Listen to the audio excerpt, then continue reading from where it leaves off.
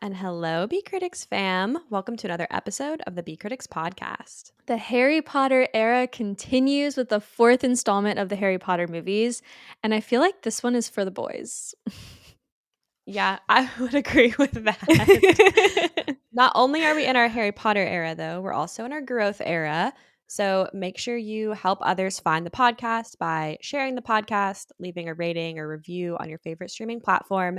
And then also don't forget to follow and subscribe to us so you can stay up to date on all the latest episodes. And you can also find the podcast on social media. We're on Twitter, Instagram, TikTok, and of course, YouTube at B-Critics Podcast. Be sure to hit that subscribe button and follow our Instagram for all the best movie content. Yes, definitely subscribe. But enough of the boring stuff. I think it's time to start talking about Harry Potter. Yes. And like we've been doing, we're going to start with the B-Critics Hogwarts House Tournament. So I'll just quickly run through the standings that we had at the end of our last episode.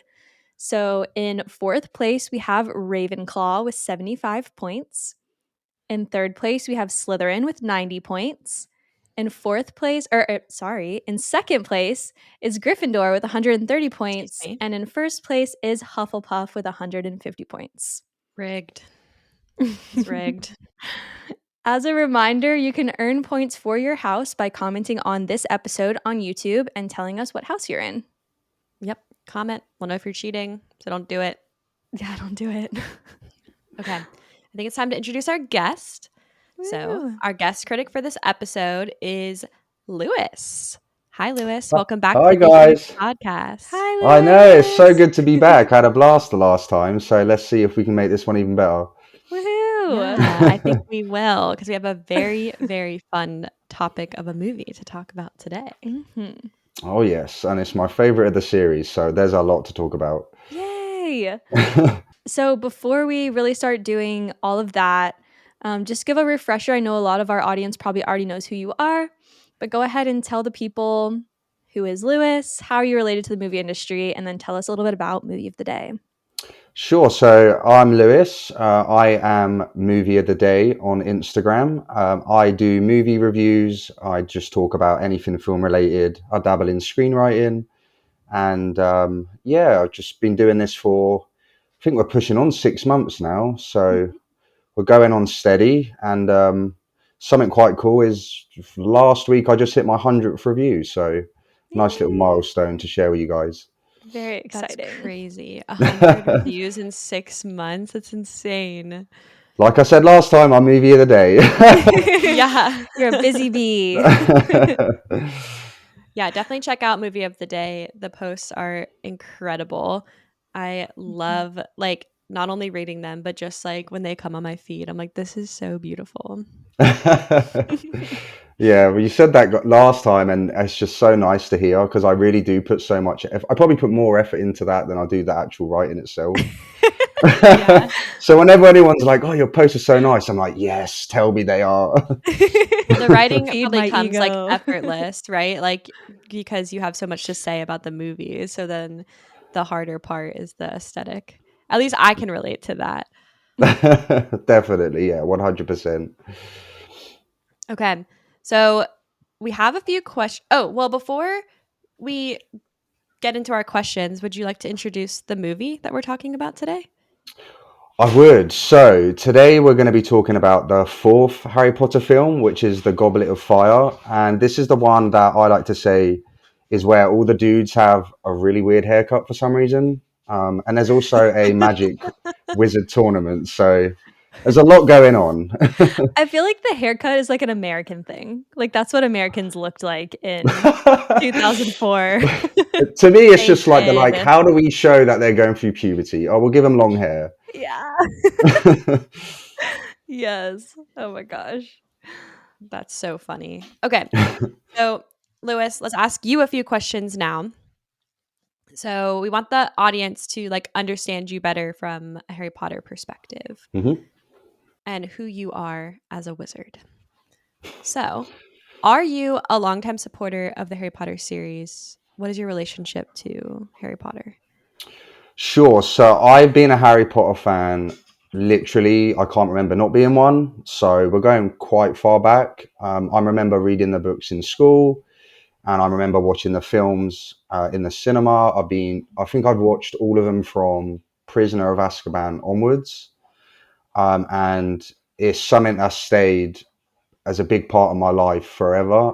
It's been a big way me and one of my brothers have bonded because he's like the biggest Potterhead you'll ever meet in your life. He probably watches the films like once a month. I'm not even joking, all of them. Oh my gosh. Yeah, once a month, honestly. So yeah, Harry Potter's been a huge part of my life. It was actually filmed not that far from where I live. I know a couple of people who even worked on the movies. I even went to America to do the Harry Potter at Universal. So yeah, I'm quite the Potterhead, I'd say. Well, I am also quite the Potterhead, so we'll get along quite well on this episode. Absolutely. Yeah, my mom read all these books to me when I was a kid, so they're like really important to me, and she read them in a British accent, which is fun. No way. That's actually Yeah, really cool. yeah. And my family always called me Hermione growing up because I was like such a know-it-all about the books, and yeah. That's funny. Okay, so the next question that we have for you, oh my god, is potentially the most important question we're going to ask you today. Okay. And that is, what is your Hogwarts house? So I have a question for you before I answer that. I want to Okay. know, what do you think that my Hogwarts house is? If you was to Ooh. take a guess. I think Hufflepuff. Okay, okay. What about you, Thought? I think Gryffindor. So the winner is actually Liz. I am indeed a Hufflepuff. Wow. Yay! We love Yeah, I that. could see that. It's the best Wow. house, so I'm outnumbered on this episode. I hate this. you are too. Yeah, we got two Hufflepuffs here. Let's go. Yeah. Yeah, Hufflepuffs I'm are a the best. Gryffindor. Like you can't tell me otherwise. I can see that, to be honest, and I can see Liz being a Hufflepuff too. So it's clearly the Sorting Hat knows what it's doing. You do get our pats, so that's pretty cool. Cutie. All right, Lewis, next question. At Hogwarts, each student is permitted one animal, either an owl, a cat, or a toad. So, what animal friend would you have at Hogwarts? Ooh, it's gonna have to be an owl. I'm not gonna lie. Mhm. I do like cats, but birds are so much cooler. And frogs, I just feel like too much hassle, and they're not very fun. I mean, what can you do with a frog? Yeah, toads are kind of nasty. Yeah, like they give you warts and Yeah. stuff. So I'll stick with the owl. Okay, and then the last one we have before we start talking about the movie is, who would your magical mentor be at Hogwarts? Who would my magical mentor be? Like someone at the school to like guide me along my way. Mm-hmm. Honestly, any adult in the film. Do you know what? I have a really big liking for Professor Lupin, so I think I'm gonna have to Yeah. go with him. He's Yeah, that's who I great. say too. Oh no way! There you go. Yeah, He was such a he's like my fabulous favorite teacher. character. Yeah, he's so Mhm. cool. So yeah, I'm gonna have to go with him. All right, are we ready to start talking about Goblet of Fire? Oh yes, I'm ready. Welcome back to Hogwarts. A very exciting and important event is occurring at the castle, the Triwizard Tournament. The tournament is open only to those over 17 years of age, but somehow Harry Potter, a boy of merely 14, has been entered. Not only is he entered, but his name is pulled during the champion ceremony. What is supposed to be 3 champions becomes 4. A series of 3 extremely dangerous and challenging tasks ensues, along with a dance. And oh, yeah, the Death Eaters are up to something. At the end of the Triwizard Tournament, a Triwizard champion will be named with a massive celebration. But of course, that can't happen this time. As it turns out, a student has been murdered, and Lord Voldemort is the murderer. But the real question is, how did Harry's name get in that cup? How exactly did Harry come to be face to face with the Dark Lord? And who has been meddling with the Triwizard Tournament? I love the mystery in this particular story. It's so good because like you don't know who put his name in the cup, and I don't know. I just remember like reading these books and being like so just like, who the heck is it? Could have been anyone. It's really interesting too because the director, he said when he was making this film that he wanted to make it like an Alfred Hitchcock thriller with that mystery element, and I kind of see it a little bit too. So yeah, the mystery is definitely fun, and props to anyone who figured it out before the end. Yeah. So this movie is 2 hours and 37 minutes long. Came out in 2005. Its budget was 150 million, and it box office was 896 million. So pretty respectable within the series. And then we get another new director in this movie. The curse of the director of the Harry Potter movies continues. Yeah. So we get this guy, Mike Newell, and This guy. well, okay, so they asked Alfonso Cuarón to like keep directing, and he was like, "You're literally asking me to finish production on Prisoner of Azkaban and start directing the next movie like at the same time." So he was like, "Nah, can't do that." So they had to get somebody new, and they got this guy who, before this movie, was known for a couple movies I have never heard of. Lewis, as our resident British person, maybe you have, but 4 Weddings and a Funeral and Donnie Brasco from the 90s. Yeah, I know both actually. And then there's going to be quite a few questions for you, Lewis, considering there's some very interesting like British things that happen in this movie. So it's a good thing you picked a British guy to come on the podcast, isn't it? And then since then, he's directed not a whole lot, but one of the movies is Prince of Persia, The Sands of Time. That was not a good movie. That's why I say all this. Wow. How did this man get picked to direct such an amazing franchise? Oh my god. Also, he never read the book. Just throwing that out there. It's not looking good for him. I feel like we're going to have a lot to like talk smack about this dude. It's not looking good. Not looking good. No, it's not. This is also the first movie where we don't get a John Williams score. So we have a score by Patrick Doyle, who I think you can tell too. Like from the beginning, you can tell. I agree. Just the way it sounds. I didn't even know that, to be honest. That's so bad. I didn't know that. Oh dear. I'm a fake fan, everyone. I feel like that's like not the most important thing that happens in this movie though, so true. We'll give you a pass. Yeah, but I noticed it, so it's kind of not good. But I mean, it's not horrible. There's some really positive moments of it with like some of the more emotional points in the film, and we'll talk about that. And then we get a couple new notable cast members. So number 1 is Robert Pattinson, who plays Cedric Diggory. We need to take a moment and talk about Robert Pattinson because I am in love with this man. Never met him, but I'm in love with like every character he's ever played. Okay, fun fact, this movie was Robert Pattinson's first movie that he ever starred in. Oh, wow. Really? And yes, Courtney already knows this, but Lewis, this is new to you. Mm-hmm. I know Robert Pattinson from his American movies. So I know him with an American accent. And I have seen this movie on more than one occasion and have never like picked up on the fact that he has a British accent until like this time. Obsessed. His voice is even better in his native accent. Like, big fan of Robert Pattinson. Lewis, I'm not making this up. When we were recording the Twilight series, I made a comment that Robert Pattinson was British, and Liz was like, "Wait, what?" Like, girl, that's so. Please don't tell me you know him from Twilight. He's been in some other things. He has, yeah. But like, was your first introduction Twilight? Probably.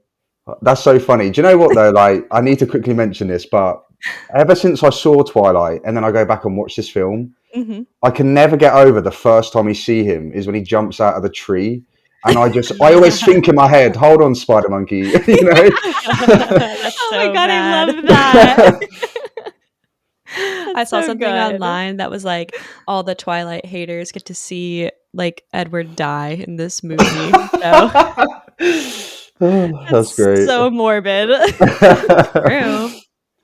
Yeah, he looks good in this movie too. I feel like this is like a peaking time for Robert Mhm. Pattinson. I wonder how old he is. They in this did movie. smooth over all of their faces, like in post production. So because all the kids had acne, because they're literally going through puberty, and so they smoothed over all their faces. That's why That's, they all look so good. is that actually true? Yes. That's Yes. insane. Oh Wow. my god. But that's crazy. I know. Imagine the body dysmorphia that would give you as like Yeah. No to wonder go in and Daniel shaved Radcliffe went on to everything. become an alcoholic, honestly. Yeah. It's crazy. Wait, did he really? Yeah, did you not know that? He become like No. a proper drinker. Like he'd turn up to set drunk and everything, like come Half-Blood Prince onwards. Oh no. Oh my god, wait. Poor We're guy. shattering this like glass wall in my life. I wish I hadn't known that. They're all perfect. We get a couple other new characters. We're moving on from that horrible news. Brendan Gleeson plays Mad Eye Moody, the Auror, and then David Tennant plays Barty Crouch Jr. And then probably most importantly, we get Ralph Fiennes, who plays Lord Voldemort in this movie. Mhm. I love him. Yeah. One thing that I think this movie got right is casting. David Tennant, maybe not so much, and maybe that might have more to do with like the way they had him portray Barty Crouch Jr. But Voldemort casting on point. That's something I think all of the Harry Potter films done really well. The casting is pretty much perfect, I would say, throughout the whole series. Mhm. Especially Yeah. in this film, like Mad Eye Moody, I'm all for that. Amazing. Yes. Yeah, I would agree. Okay. We ready to get into talking about the movie? Let's go. Go it. Okay. So this movie had another long period of time where it was shot. It was shot from June 2004 to March 2005. That's a long And- time of shooting. Yeah, it is a long time. And we have another shift in the cinematography a bit because we have a new director and, you know, the books are getting longer. So this one, we get this like balance between whimsy and funny and ominous. And then there's And also scary, like, honestly. There are some scary moments. Mm-hmm. yeah, that's a good point. And then we also have just like a much larger emotional range in this movie because the kids are getting older, stuff is getting darker. We're dealing with like teenager emotions kind of all over the place. So it's interesting to see that kind of come to life on screen. Mm-hmm. They did a lot too, especially in like post production. Just like every part of like from start to finish, when you put the disc in your DVD player to when you turn it off at the end, they did little things. Like the most notable one is when the Warner Brothers logo comes up. You know how it's got the like sheen on Mm-hmm. it, like a mirror almost. You can see Nagini slithering past in the Oh, cool. reflection, That's which is cool. yeah. They just did like little things that made it like part of the world. Like the whole movie is part of the world, not just Yeah, that's like cool. To me, Part- this one is the one that feels the most like magic-y. I know that's like a really bad way to explain it, but the whole setup is based around like a magic tournament. Do you know what I mean? Mhm. So I feel like it really lent itself to really tapping into the whimsical side of the world.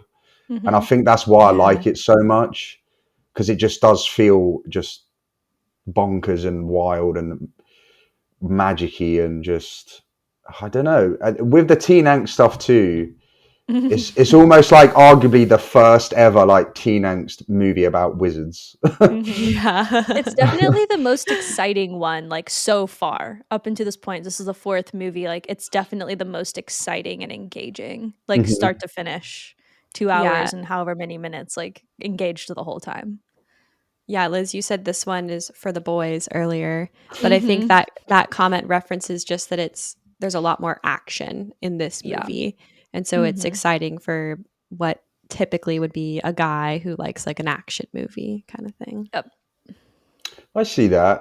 What I would recommend to you two is go and hunt out like some early to mid 2000s like British coming of age angsty movies, and then come back and watch this film, and you'll really see what they were going for, and it will make the whole experience that much funnier. You'll have to send us a list. Yeah, absolutely. Yeah. I'll send you a list, and then just go back and watch it. And you'll be like, "Oh my god, he was so right." Yeah, but I don't think the comedy in this one quite hits like the In-Betweeners or something like that. So I don't know. I thought there was some funny parts. I was laughing. I think it's really cheesy comedy, in all honesty. The insults are so good. They're not, they are terrible. A right foul git. You're like, oh my god. This is where the British stereotype comes from. Everyone else has just watched Harry Potter and thinks that that's how we talk. I love it. Funny.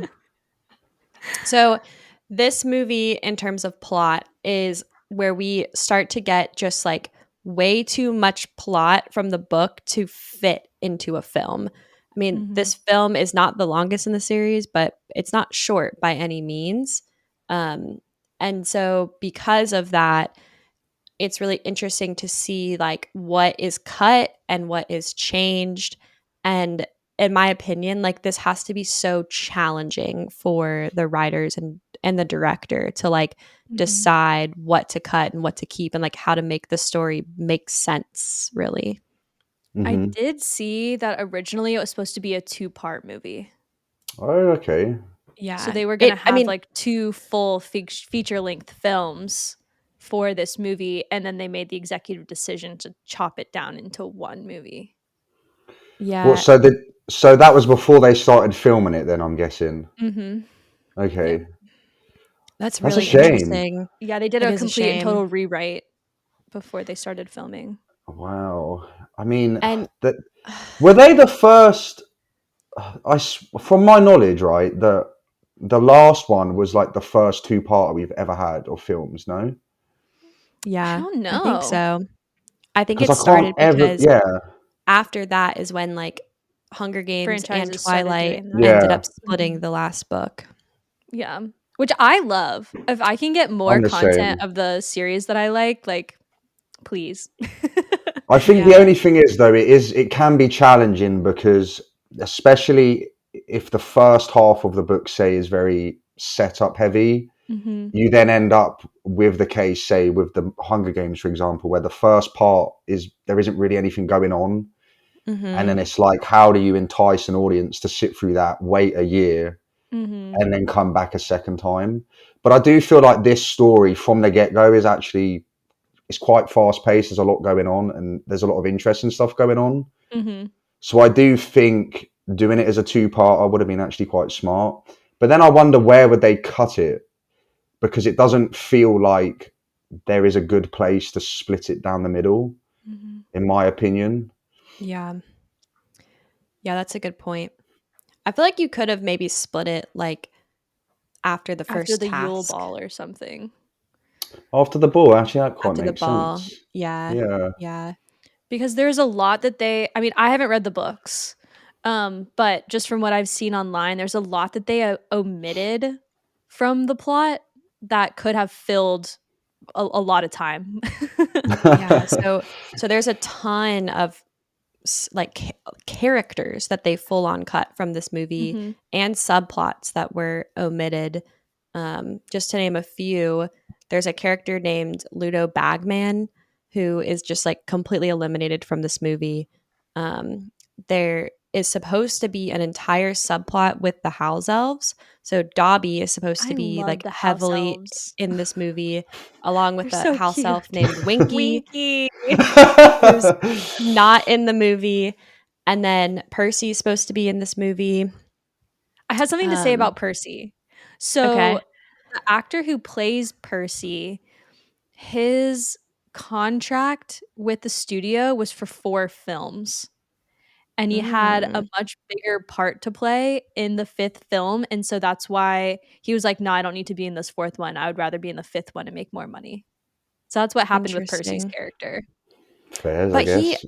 he really could have had a lot in this movie, because what's supposed to happen is that like Barty Crouch is like going through a lot, and so Percy fills in for Crouch. So you get more Percy and less Barty Crouch. Is Percy that And much older? Percy is graduated from school at this point. Doesn't Right? he marry Fleur? No, that's another brother. That's Bill, the Oh, okay. oldest brother. There's so Yeah, many. Percy's a little shit, so he doesn't marry Fleur. Yeah, no. We get a lot of, so because of that, they end up like changing some of the storylines, especially with Barty Crouch and Barty Crouch Jr. And like they basically like eliminate characters and condense that storyline a lot. So I'll be interested, like as we go through this, to see, Liz, like how you interpreted what happened, because it's kind of similar to the last one where they don't really explain what happened. They just like leave it to somebody who's read the books, like you could read between the lines and know what happened. And I just wonder if you like what questions you have about all of that. So that'll be fun to talk about. I think what some of this did, because they cut a lot of the storyline, is it created like huge time jumps within the movie, and also some like weird line delivery that's like made without a lot of context to the subplots that you get in the book. So Yeah, I see that. It does feel a bit choppy, especially if you've read the books. I think you notice like, oh, that doesn't necessarily fit there because you don't have all of this context or backstory to go with it. And it's for people that haven't read the books. I'm also interested to hear how, Liz, when you watched it, if things made complete sense, or did you have to go looking stuff up afterwards and whatnot? Yeah. Okay. Well, let's talk about some of these new characters and subplots that we get. First of all, we get Mad-Eye Moody, who has a very interesting entrance into the film as he enters the Great Hall. I like him. I like him too. I think he's get-go. Amazing. I think he's good well portrayed. He played this like weirdo, like weird person, which like you find out later on that he's weirder than he probably actually was because he's somebody else portraying a weird person. So they probably overdid it. But like, man, I just loved him. I was like, I could be friends. I just liked him. Did you trust him? Ooh. Yeah, because Harry does. Yeah. Harry like immediately trusts Mad-Eye Moody. And so there's no reason that like the audience wouldn't trust him. Yeah. But I do feel like there is a few things that they drop in there that make it seem like maybe he's not who he says he is. Because he does like the whole thing with the unforgivable curses. Do you know what I mean? Yeah. And it's like, that's a red flag if I've ever seen one. But also like, so like you have the backstory of the whole wizarding world just went through this horrific scenario at the like Quidditch World Cup or whatever, where the Death Eaters come and destroy the whole camp.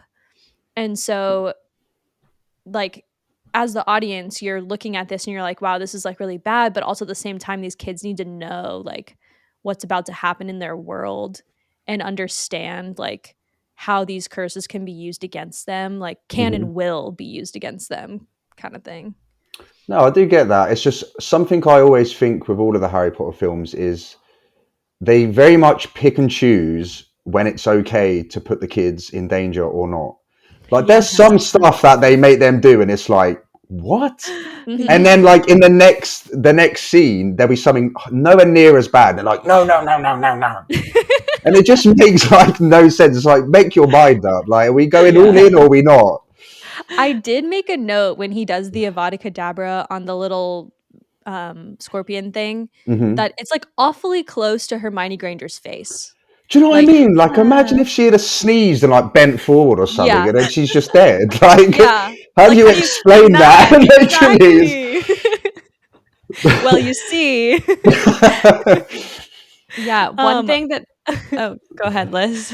I was just gonna say one of my favorite lines, like surrounding Mad Eye Moody, is like when the kids first interact with him, and he's like, when he walks in, you know he's bad because the Great Hall starts storming, and he has to like appease the Great Hall, and then they see him like drinking out of this flask. And they're like, what do you think he's drinking? And Harry goes, I don't know, but I don't think it's pumpkin juice. Yeah. And it just made me think, like, is pumpkin juice a thing in the UK? Or like, are they just like, what is that? Because we don't have pumpkin juice in the US. So, from my understanding, nobody drinks pumpkin juice at all. Pumpkins are not really a thing other than like for Halloween. I think it's just like pumpkins, you know, they're like spooky related, right? Like you relate them to Halloween, witches, whatever. So I feel like it was just kind of, it made sense to the world. That's kind of what I took from it. Yeah. Because like there's so many pumpkin things, like pumpkin pasties and everything. It's like, Yeah, who's nobody buying eats this pumpkin. stuff in real life? Like, that sounds Really like disgusting. pumpkin. Yeah. I don't like squash, so I can't imagine that I would like pumpkin. Yeah, so I don't know. I have tried pumpkin juice when I did the Harry Potter stuff though, and it was disgusting. So Oh my gosh. wouldn't Trader recommend. Joe's has a lot of like pumpkin themed food right now, and they had pumpkin ravioli, and it was actually really good. Oh, So, okay. That yeah, I sounds would like the horrible, but You have pumpkin. Trader Joe's, Lewis? we don't. But I have been to Trader Joe's many a times, and I love it. There. It's Really? great. Yeah. It's awesome. Cool. Cool. It's one of my fave places. One thing that they cut from the movie, which is probably fine that they cut it, but Mad Eye during the school year would put students under the Imperious Curse and try to get them to like break through it, basically. And Harry was like able to break through it. So I feel like the unforgivable curse scene is like the tamest of the things that he does in the book that they shared. Well, he also turns Malfoy into a ferret. Yeah, he does. Yeah, he does do that. Shoves it down someone's trousers. Like, how is that allowed? He didn't even get in trouble. McGonagall was just like, we do not use transfiguration as a punishment. And like, that was it. It's probably because she's like, Malfoy deserved it. He's a bit of a dick, and Yeah, he did deserve it. He did deserve it. they're all in the staff room, just like, did you see what Mad Eye did to Draco the other day? Oh my god. I think he's wrong. I think he won't last 5 minutes. Oh, what a little shit. Okay. So the next subplot that I want to talk about is the whole like Barty Crouch and Barty Crouch Jr. subplot. We get this in Barty Crouch Jr. for some reason is in the opening scene of the movie when like Harry's dreaming of the keeper Frank, and he goes into the house and he sees Wormtail and Barty Crouch Jr. is there. But we get bits of Barty Crouch Jr. like all throughout the movie. And then we also get the pensive moment when we get some backstory from the first Wizarding War and the trials that we get the trial with Karkaroff in the movie. Wait, okay. This could be my don't worry darling moment, but I thought that dream that Harry sees like comes into play later in the series. Does it not? Oh, you're making me think now. Isn't there like No. a whole situation? It doesn't. No, I don't think so. Okay, I made it up then. I thought that like later on in the series, like Harry like actually walks in on that situation, but I could have completely made that up. No, that doesn't happen. And the scenes changed quite a lot from the book too, because Yeah. like you said, there's like characters that weren't there, and also Nagini the snake is in the film and not in the book, if I'm correct in thinking. I think So- Nagini adds a lot. Like adding her in like makes her intriguing, and you're like, all right, what's going on with this snake? Yeah, I'm not sure. I think Nagini is in parts of it, but unsure. I know that Barty Crouch Jr. isn't there. That's just added for like the movie to like build the mystery, I guess, which I feel like it gives it totally away. It does, yeah, 100%. It spoils the twist, I think. Yeah, but you don't know Yeah. who he is until the end of the film. Like Because if they you don't haven't- explain it at all. Yeah.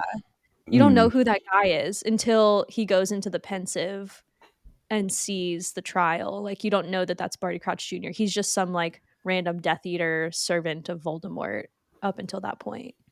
Yeah, but I feel like although he's not in it that much, and I do think they wasted David Tennant in this film, Yeah, they did. when he is in it, I feel like they go out of their way to be like, this guy is important. You need to like pay attention to this dude.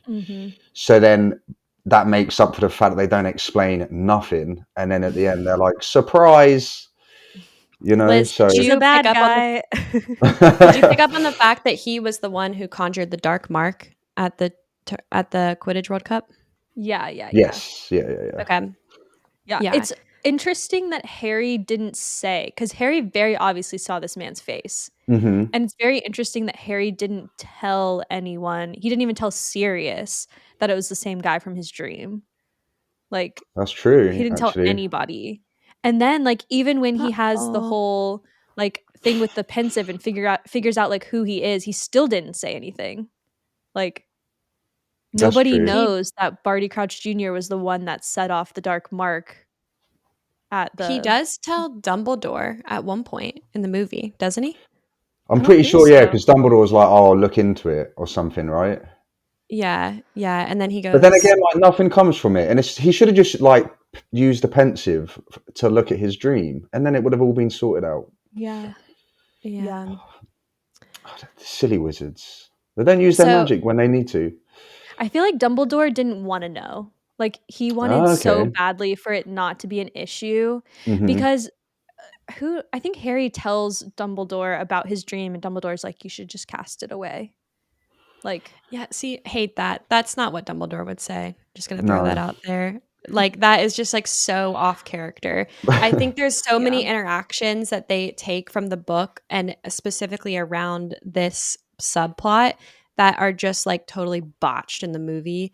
And it's such a shame because like you learn so much in this movie. For example, you learn in the pensive that Snape was a former Death Eater, and they just completely gloss over that fact. Like also, no, like the headmaster of the boys' school. Yeah, Karkaroff. Yeah. Yeah. And that Neville Longbottom is also an orphan like Harry. Huge plot because they never explain Neville's backstory like I think in a proper way. That's the only that's such a backstory you shame. ever get. I know. That poor boy. And they're mean to him. They are. They make fun of him. They stupefy him. They do all these things. And you're like, damn, y'all are picking on this kid who's had a rough life. I know. It's awful. Harry can handle it, okay? Leave Neville alone. Yeah. Harry seems to be able to just take anything on the chin, and it makes no sense to me. I'm sorry, but like pins. Yeah, like he lived in a cupboard. Like this guy's got to like be pretty untrusting and like a miserable guy. And then as soon as he finds out he's a wizard, the entire time he's just loving life. And it makes me laugh. I don't know. When you sit and think about these movies, there is actually quite a lot wrong with them. Yes. Yeah, there's plot holes like even from the books that like I think the movies have to deal with a little bit. So it's fine. So this, and then the next plot that we get is the Triwizard Tournament, which is like the bulk of the plot of the movie. It's like the whole movie. Yes, I love it. Yeah. Give me all the trials.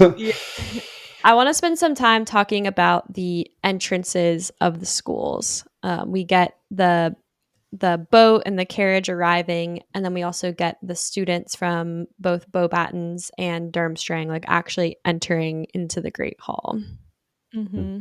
Okay, so I have something cool that I told you guys before we started recording, but the pirate Yeah. ship that the boys' school come in on, my friend actually did the concept art for that.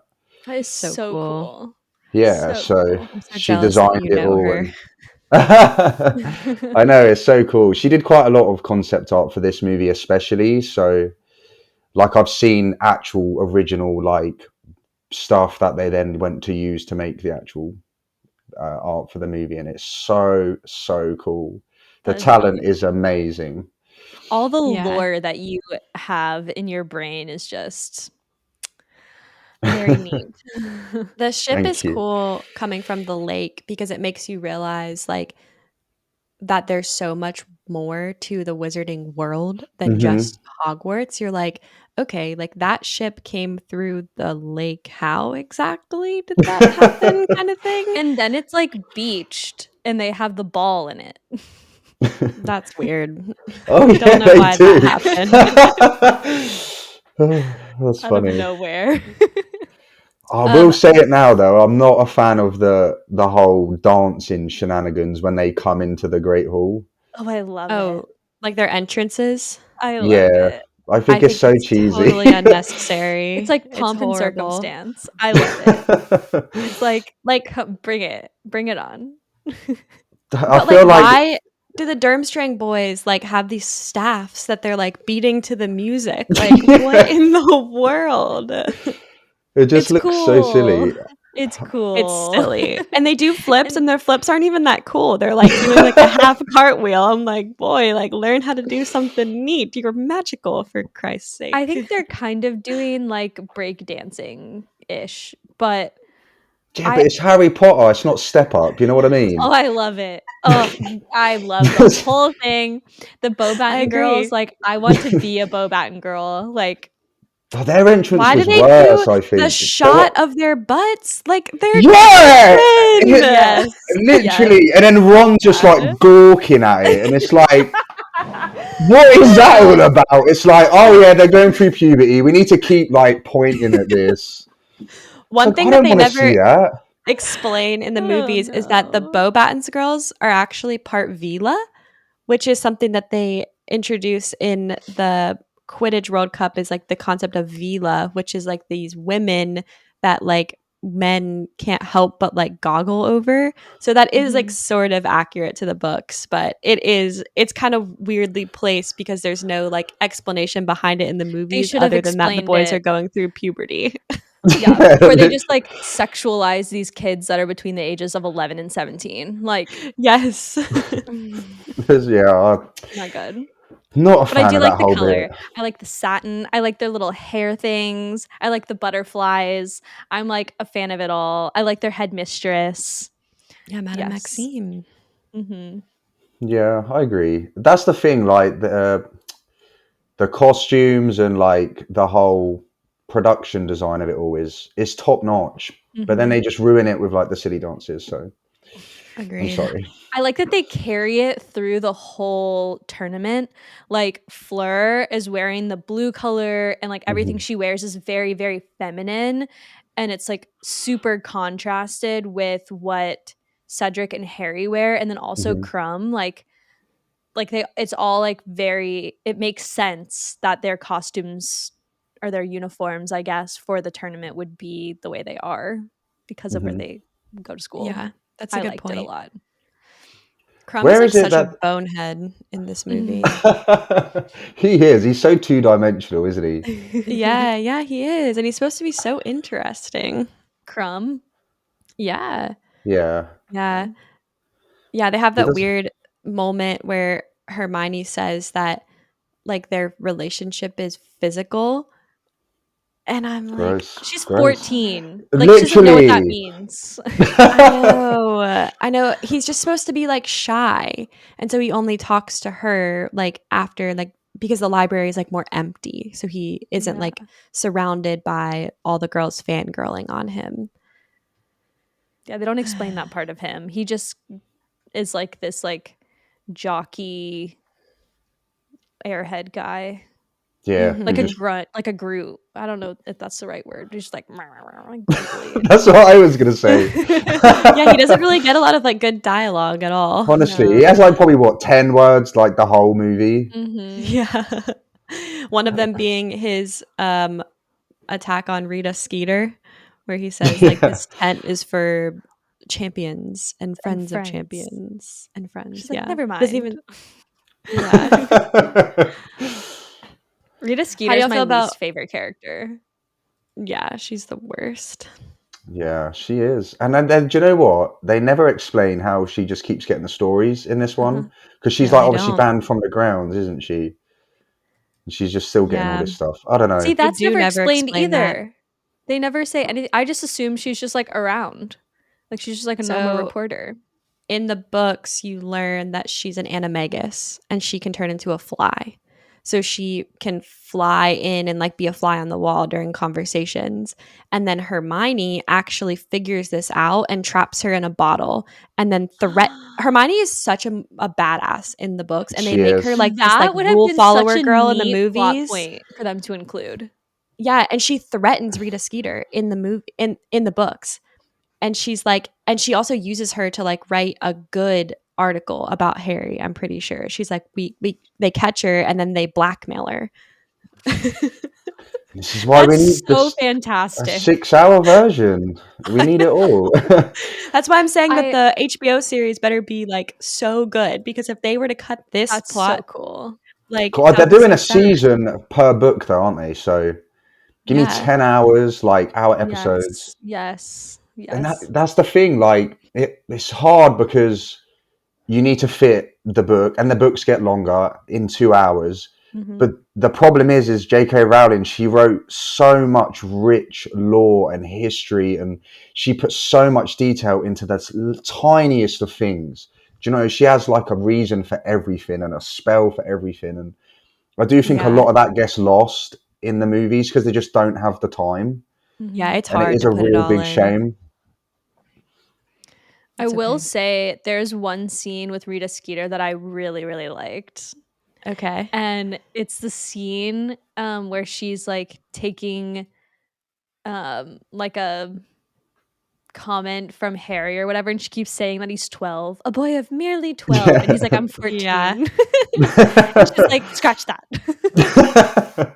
Yeah, I think with the time that they allot to her, they do a good job in that moment of like effectively getting across that like she is just totally writing falsities about She's all of these awful. characters. She's terrible. She's like a gossip columnist. Have you guys heard the theory that she's actually the person who wrote the Harry Potter books because she got banned from the wizarding world and wrote about like the story of Harry Potter?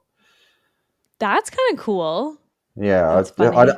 someone obviously just made it up, but it's like It's a really really neat interesting. rumor. Yeah. Yeah. People are so creative. I know. Okay, let's do a quick check-in with the trio in this film.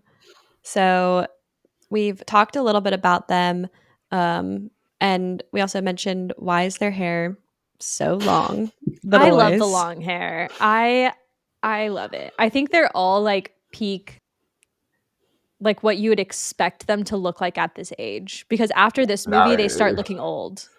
Like they start like turning into teenagers, and you see them in this movie and you're just like, yeah, like this is what I looked like when I was 14. But their hair just looks so silly. It's like Steve from Stranger Things hair. Okay. And right now they all have mullets, which is terrible. It's so bad. I don't know. The thing is, if they had stuck with that hair, I could get behind it. But it's like the only film where they have their hair like that.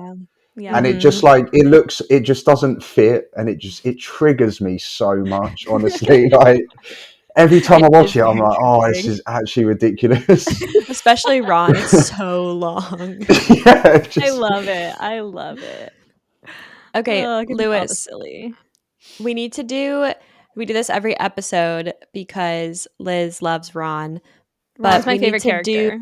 we need to do a Ron temperature check. So how do you feel about Ron in this movie?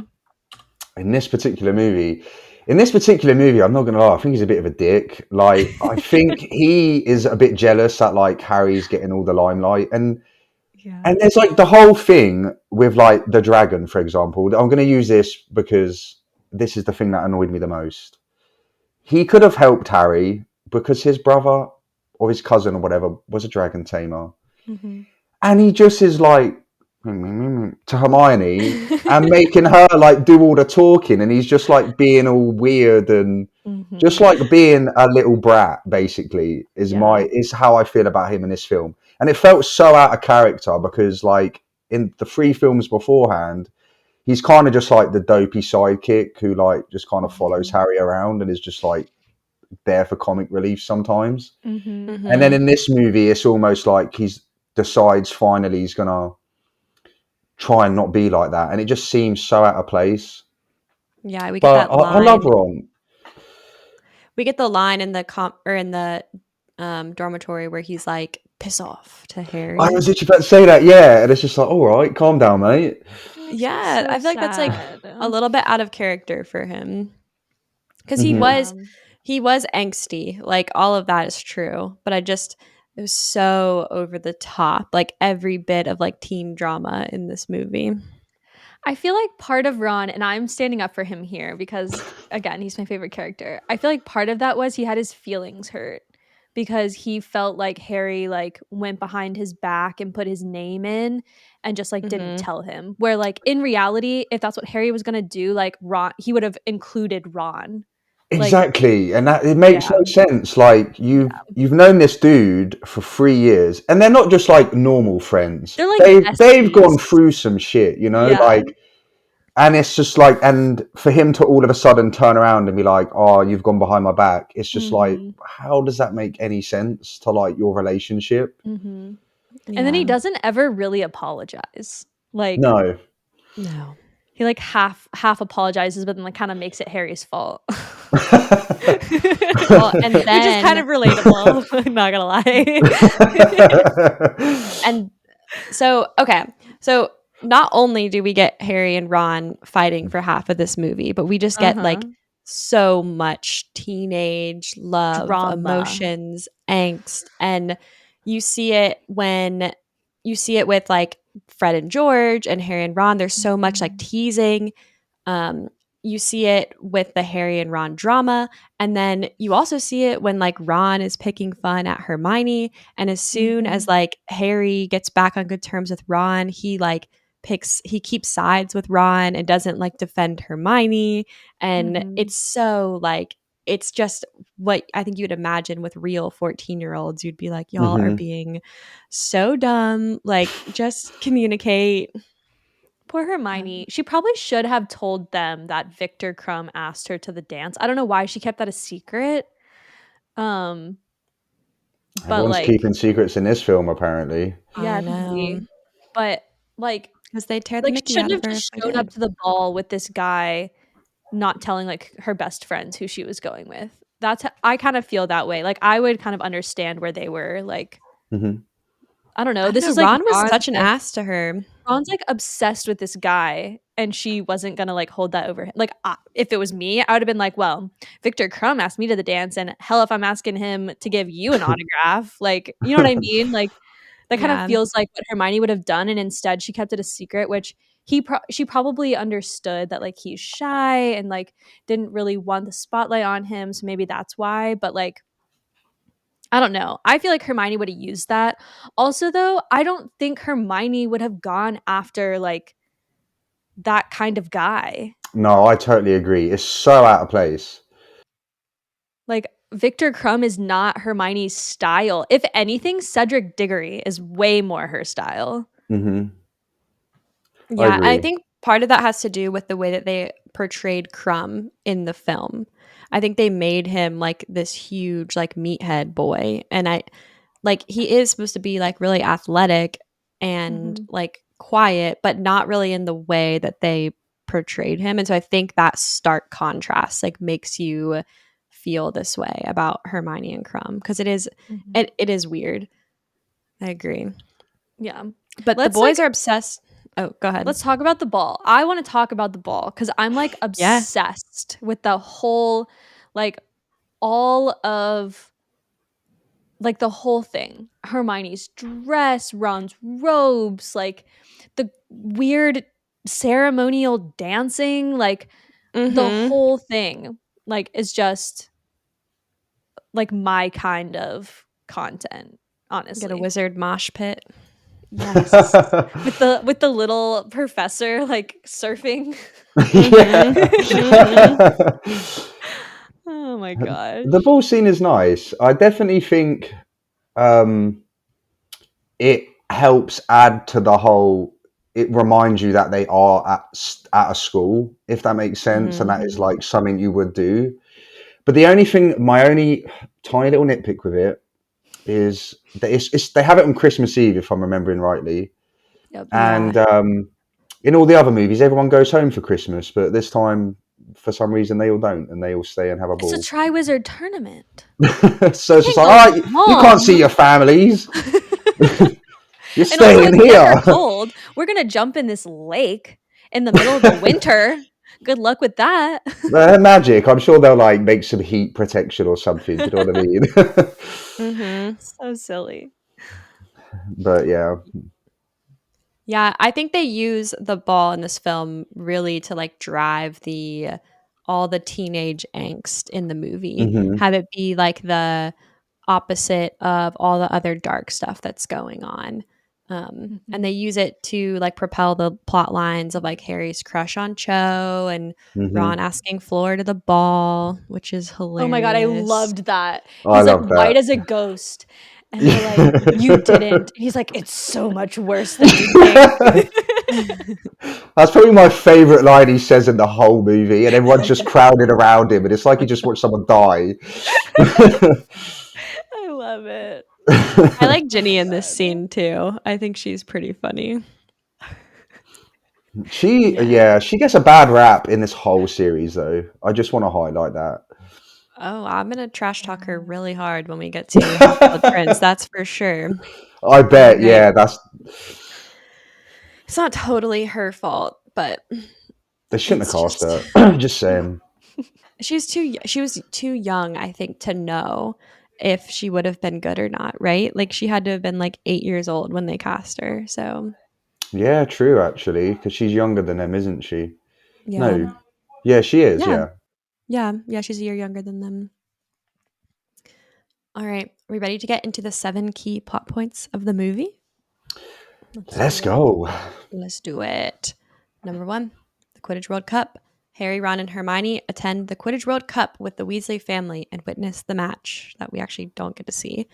Ireland versus Bulgaria. It's all fun and games until after the match when Death Eaters bombard the campsite and the Dark Mark is conjured in the sky.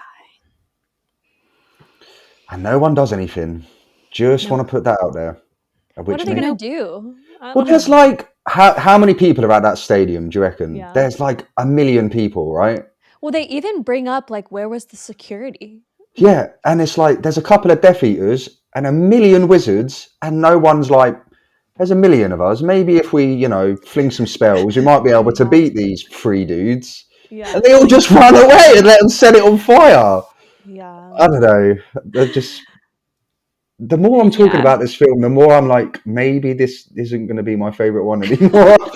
They don't do anything to explain like how the heck Barty Crouch got there, how he escaped from Azkaban, how he got a wand, like nothing. Like he's just there somehow, and you get this moment where like Barty Crouch Sr. looks him like, or he like has like a knowing look or whatever, and that's all you get. I would have also loved to have actually seen the Quidditch World Cup game, because I think like there's so much Quidditch in the first couple, and then like you have the biggest Quidditch event like that there ever would be, and you don't show none of it really. All you see is the entrance. Yeah, and it's like what? Way to tease a guy. Honestly. Also, Harry Potter is there and nobody cares. No one cares really. Celebrity, and they're like, like you'd think that would be like a plot point that they would bring up and be like, oh, and Harry Potter's here and whatever, and nobody cares. But that seems to be the case in this whole film, because there's like the guy from the Ministry of Magic who starts like having a go at Harry Potter, and he acts like he doesn't even know who he is. And it's like, you work for the Ministry of Magic and you don't know who Harry Potter is. No, that is not happening. We do get two like pretty cool pieces of magic though, like at the beginning of this scene. The first one being the port key. Yes. And then the second one being the like never-ending tent that they walk into, and Harry says like, I love magic. That is a dumb line. It is. And the port key like affects when Mr. Weasley and Mr. Diggory and Cedric like come down like they're like riding a bicycle from the sky. I will say the shot when they are first walking up to the port key is my favorite shot in any Harry Potter film. Yeah, that's really cool. I think it's so gorgeously done. Mm-hmm. And their whole, and then I think it's, here's another thing, right? I'm going to just start ranting about plot holes again now. Why is, whenever they use magic, it always seems really inconvenient. It's like, oh, we need to teleport to the Quidditch World Cup. So we're going to go into the middle of a random field and look for an old boot. And that's going to get us there. It's like, you couldn't have made this any easier. Like, you're literally a wizard. Well, so that explain to like the younger people that like how to float down instead of falling, like. Yeah, and they smash into the ground completely unharmed. Yeah, it would have been a really easy line for them to put in like some sort of explanation from Mr. Weasley of like, hey, the Ministry of Magic has put in a ton of security into this Quidditch World Cup. So what they've done is they've placed these port keys that look like mangy old boots so that nobody knows how to get into the Quidditch World Cup, and that this is why we have to do this. And then that would have... I didn't even notice that. Yeah, that would have explained some of the security around the Quidditch World Cup, because that's kind of one of the elements that they use to like make it so only people who had tickets could get there. And interesting. Yeah, and they never explained it, and it could have been explained in like a sentence. Like they didn't, and it would add so much to it. Yeah, and it's just such a crazy oversight. Like as they were walking up, that could have been like what Mr. Weasley was explaining to them. They had this amazing moment where there was no dialogue, where they could have just stuck a piece of dialogue in and like had that in there, and nope, don't get any of that.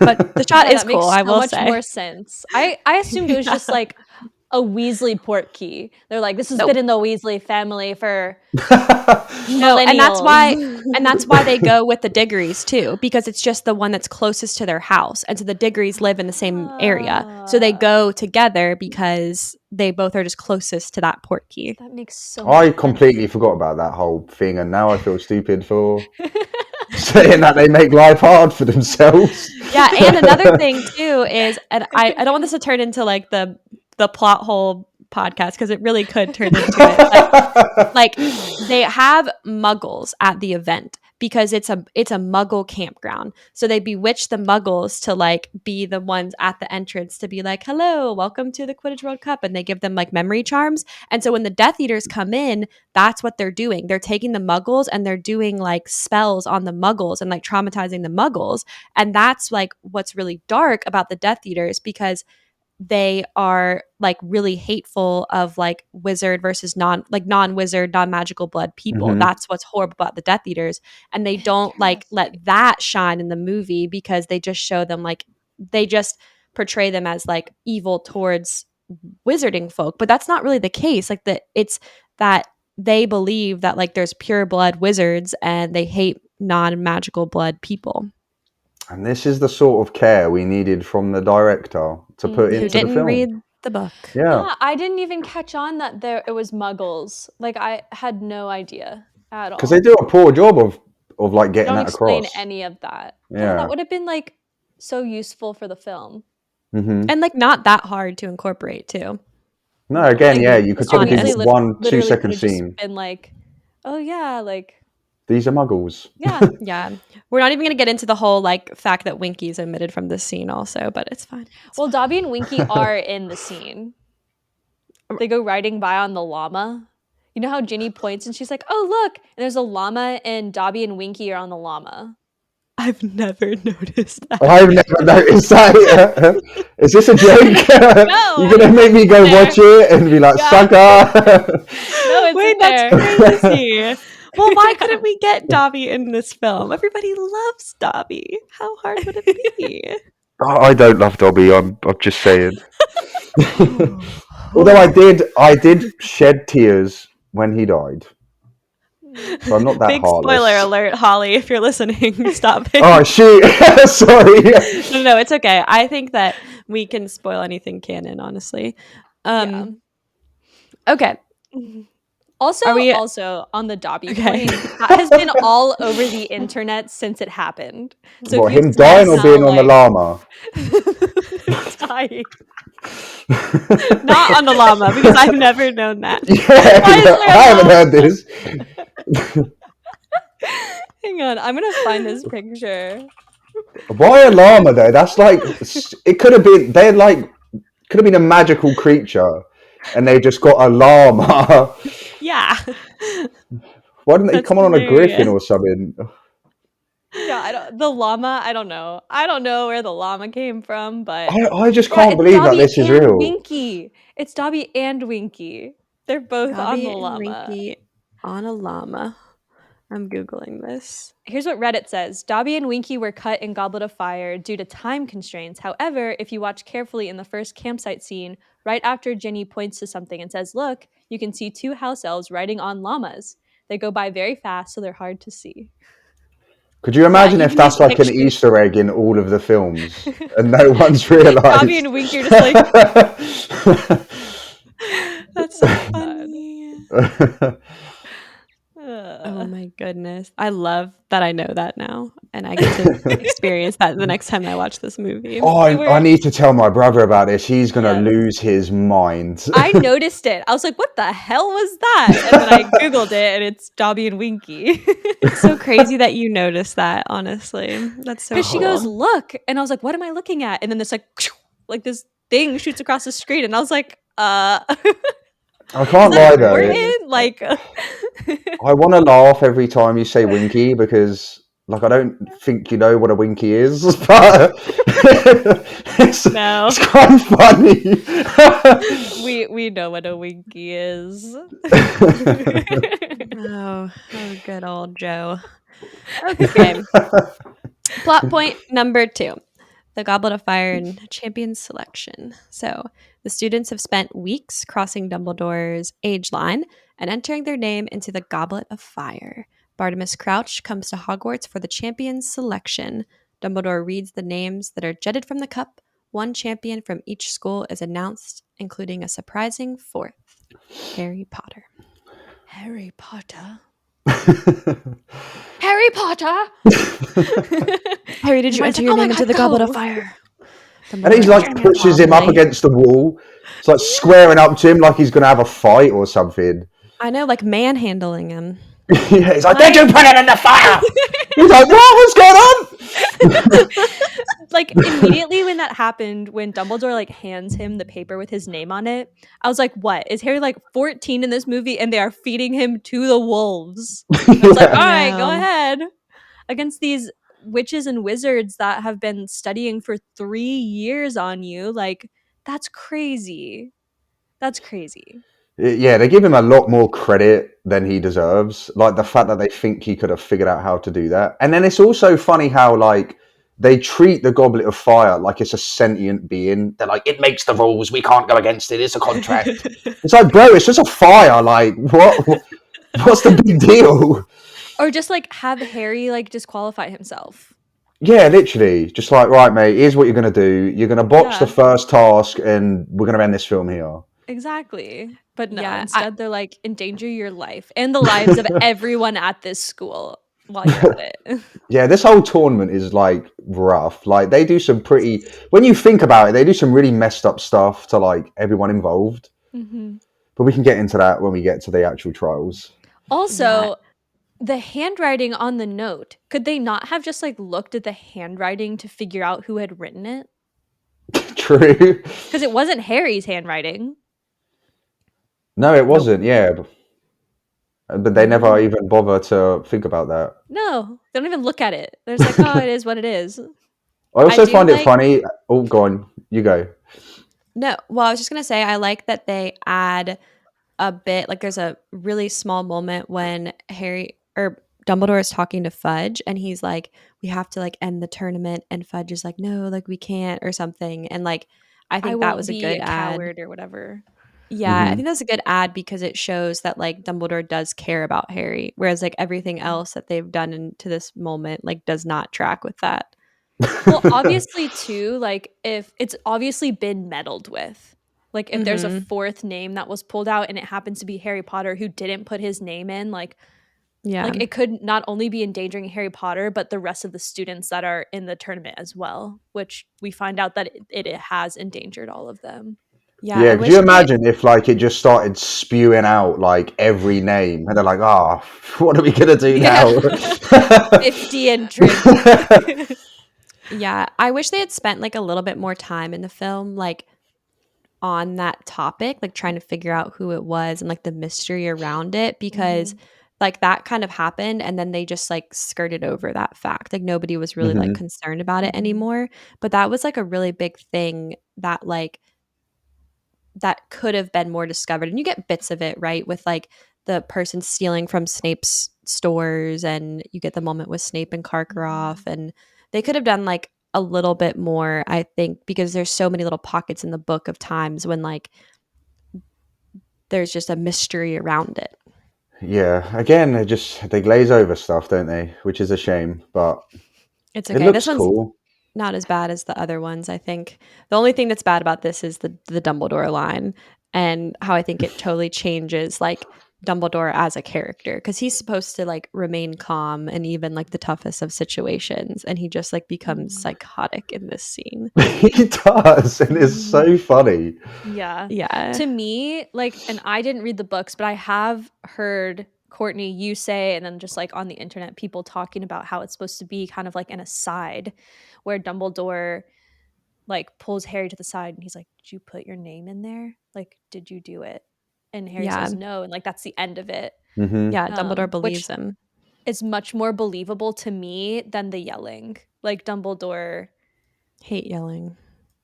yeah, we're not a Yeah, fan of yelling in general, but it doesn't exactly come across as like concerned, does it? It's more so like Mhm. pissed off, and it's Mhm. if he was concerned, you'd think he'd be like, "Look, did you do it? Because we can try and work a way to get you out of this." Mhm. But instead, he's just like, "How could you do this to me?" Blah blah blah blah. Yeah, how could you endanger the Yeah. lives of the students here at Hogwarts? I wonder if that was like a portrayal by Michael Gambon or if that was driven by the directors. I think it was because written in. I think it was written in that's how he was supposed to yeah, act, I because hate that so he much. does it too. Like when he first pulls Harry's name out, there's like already yelling. Like he's Hmm. already concerned about it. Mm-hmm. Which again is so wrong because he just reads it calmly. He's just like Harry Potter, but then he reads it, Harry Potter. It's like Yeah. windows are shattering and stuff, and it's like, whoa! Yeah. Why did no one else get this treatment? Yeah, Cedric, a Hufflepuff. Like, how is he the name that gets pulled out of the cup? You know what I mean? She looks at it. Oh, Hufflepuff. We're screwed. Come We've on, lost. yeah. He's up against Crom. Oh my god. We'll give 10 points to Hufflepuff and 10 points to Gryffindor for getting picked for the house, or as How the exciting. house for the Triwizard Tournament. And like, I have a problem with the fact that Mad Eye Moody makes a comment about Fleur being like this like hardened wizard girl, and then she's like scared every time she turns around. She's like scared of something. Like, why did they Yeah. portray her that way? Mhm. Doesn't- Yeah, they shouldn't have done that. it makes it really silly. Like, Mhm. why is she even included? That's Yeah, true. I She doesn't agree. really do much in any of the challenges, really, does she? No. Mm-mm. We don't even see her fight against her dragon. Yeah. And then she's like immediately eliminated in the next one. Like, I don't know. Yeah, and like she comes back later in the films as like an important character, so it is kind of a shame that they like did her a disservice a little bit in this one. Mhm. I agree. Okay, Plot point number 3, the dragons. The champions arrive at the first task of the Triwizard Tournament. It's simple. Retrieve the golden egg, vital for success in the next task, from the clutches of a real-life dragon. Each champion picks their dragon foe. Harry picks last and ends up with the Hungarian Horntail. Of course. The one dragon that they mention at all in the film. Yeah, they were not subtle about that. No. This scene is pretty cool, but deviates a lot from the book. And also, I don't know if you guys know, but the original plan for the scene was actually drastically changed. Really? Last minute, yeah. So originally, the director wanted to have the dragon burn down the entire Forbidden Forest, and there'd be like a big chase scene where Harry's on his broom. But then the producers were like, the Forbidden Forest is too important, so we can't just burn it down. Oh, shit. And he was like, shucks. I mean, it could probably grow back pretty quick. Like, they're witches and wizards, so... No, that's such a... that makes me so angry at Mike Newell for, or Newell, or however you say his name, doesn't even deserve to be known, because how could you even propose something like that? That's wild. Do you know what I mean? It just shows his disregard. He's just like, we ain't doing this crap. We're doing it my way. I actually don't mind that they deviated from the book in this scene and had the Horntail get away and then go to the castle, because I think it makes for a really dramatic scene. I think it was actually pretty cool. So I don't think for us, yeah. Yeah, I don't think it detracts a ton plot wise. I think it honestly adds. So I think it's fine that they did that. Hayden did make a comment. He's like, "Who's fixing the roof?" And I was like, "Hey, doesn't matter. The roof is itself." But yeah, instead of destroying the Forbidden Forest, they just destroy the castle. I guess. Yeah. And then there's also just the dead dragon to deal with, because it just falls away, doesn't it? Yeah.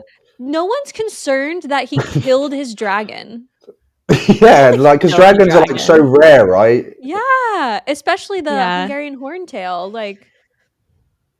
Yeah. No one's upset about that. And no one intervenes when the dragon breaks loose.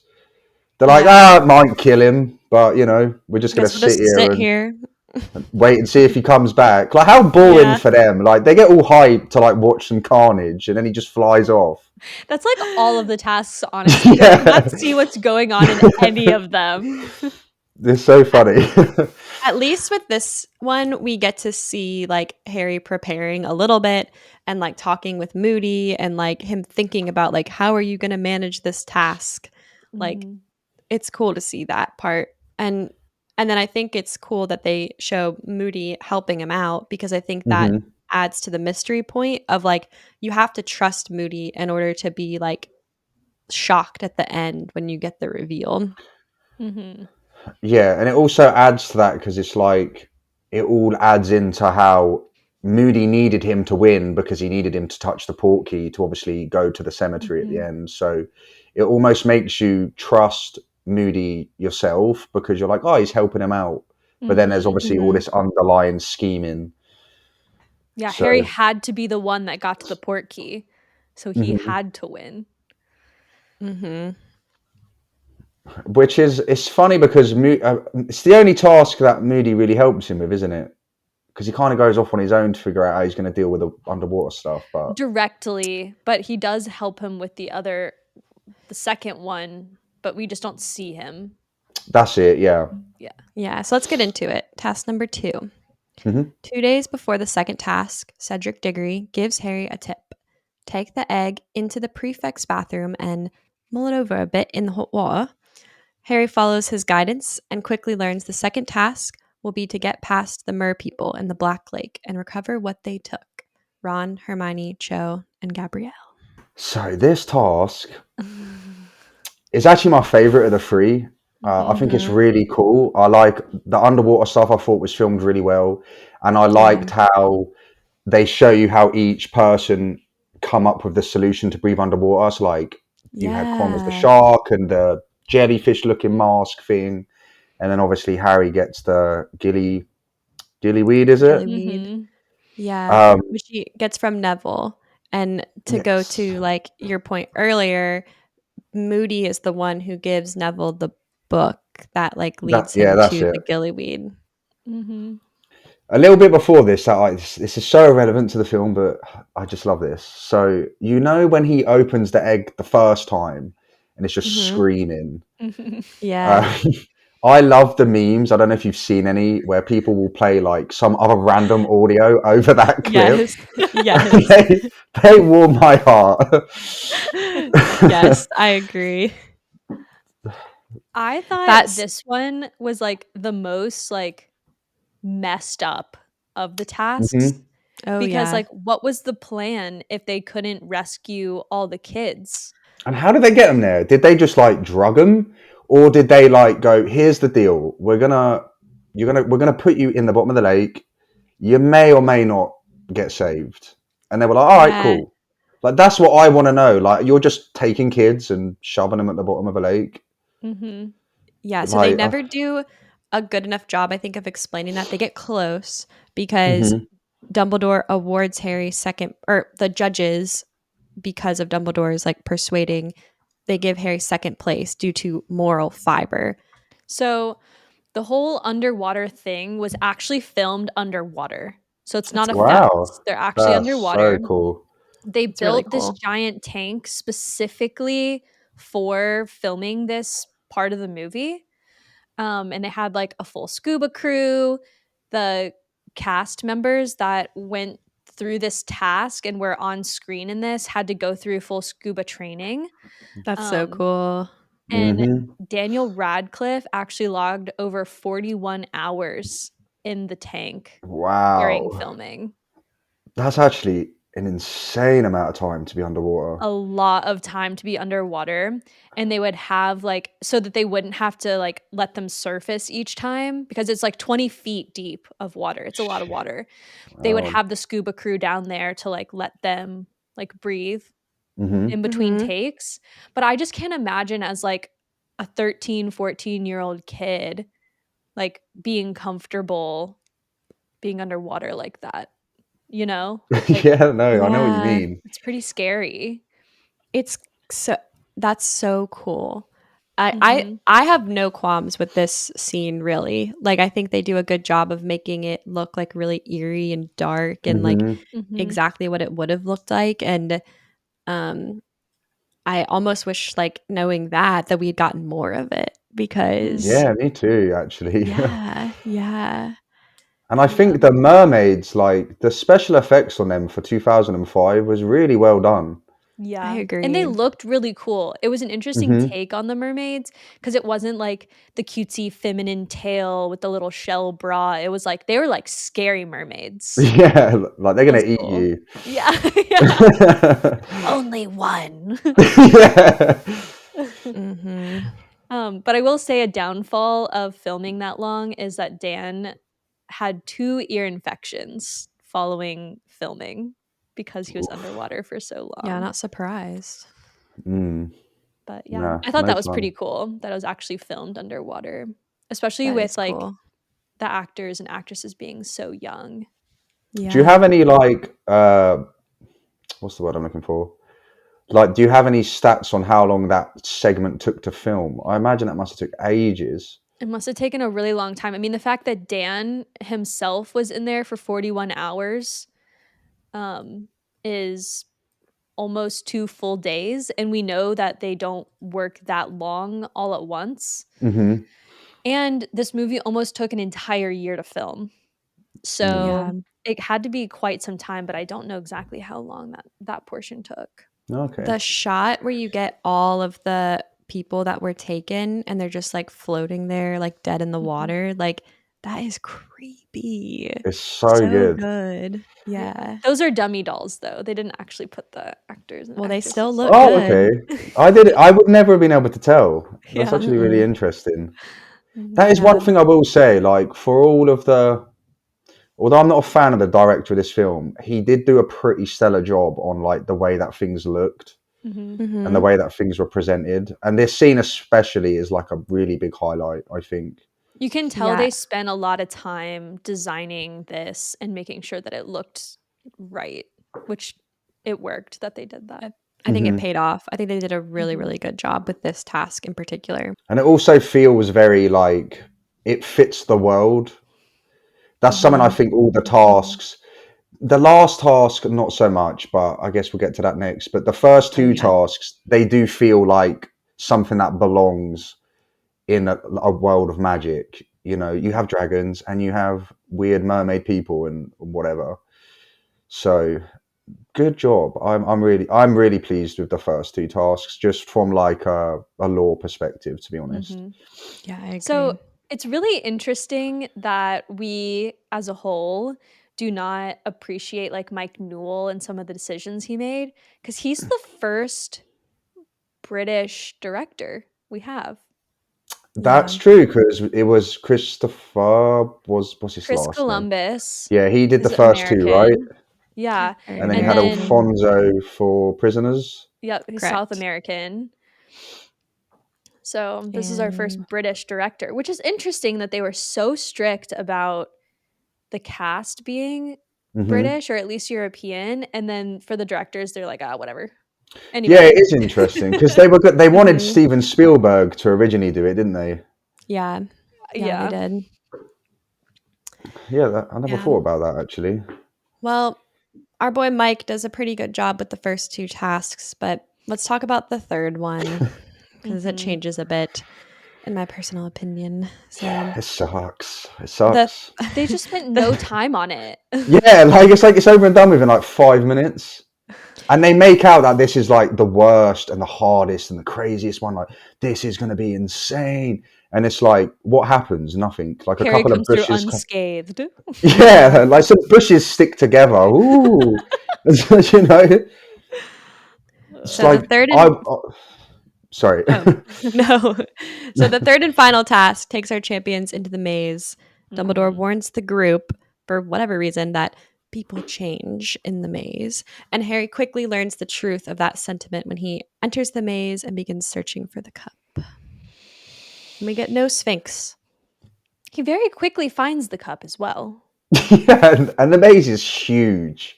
It looks like it's really big. So it's like, all right, mate. Like, talk about what's it called? I've lost my train of thought. Come back to me. For this being That's the it. Yeah. important of them, like they didn't spend enough time on it because the maze could have been really cool. I think about movies like Labyrinth that are like completely made around mazes. Like they did it injustice, in my opinion. Like it was just over. As I was watching it, I was like, that's it. That's all we get out of this maze. That's like the scariest task. Like, what is this? And Lewis, what you were saying before about the first two feeling like really magical, like this one, you don't get, like, it's supposed to be full of magical creatures, of Dementors, Sphinxes, Boggarts, like who knows what. And we get literally just like a thorns or crumb. Yeah, Imperious Crumb and a screaming floor just like running around in circles for whatever reason. She's supposed to be a cool badass witch, and they made her this like meek little annoying girl. It's supposed to be that like she's cool, and then the only reason she like gets out so quick is because Moody bewitches Crumb, Imperius's him, to go attack her, and so she's not like seeing it coming, basically. Not that she's like running around screaming. Yeah, I think honestly, like in an ideal world, and this is something I hope they do when we get the show, is like spend an hour on it. Like go crazy. Yes. Go off the wall crazy. Make some stuff up that just feels like it fits with some creatures or whatever. But just if you're gonna sell it as like this is everything's been building up to this, and then just brush over it really that fast. No. Spend a long time on it. Overcome something.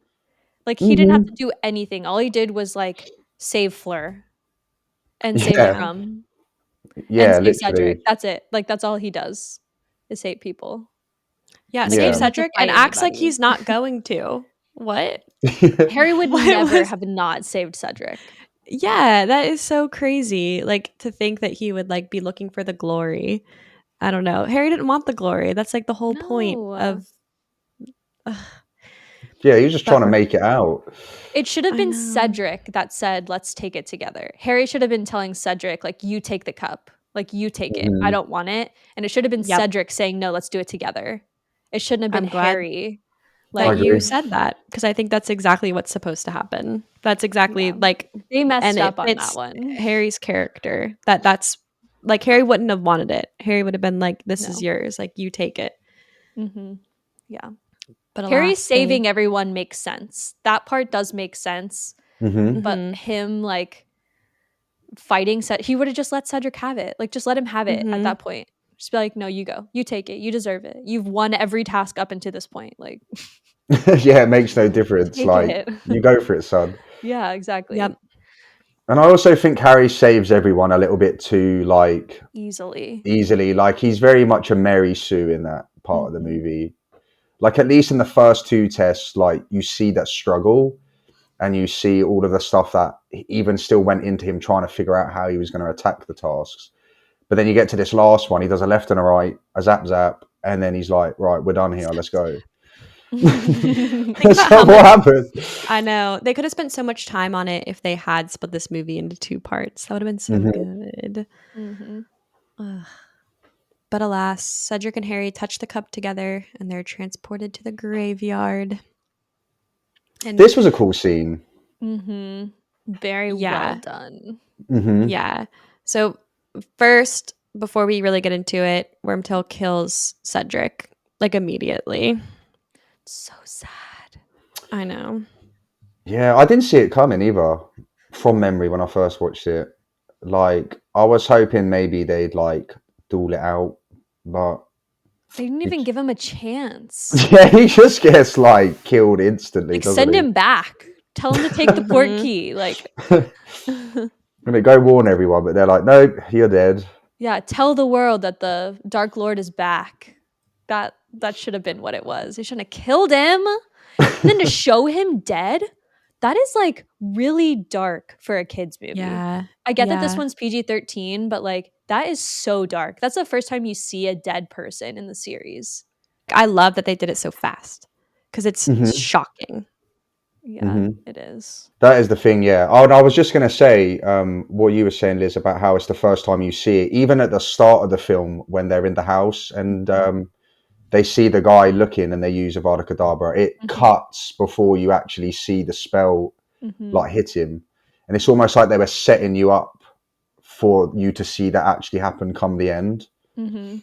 And that was really the shift, I think. Like, by the time you get to the end of Goblet of Fire, everything onwards, they were like, right, we're going to go as adult as we can with like their age rating now. And you really do feel that shift once like Voldemort's introduced. Yeah.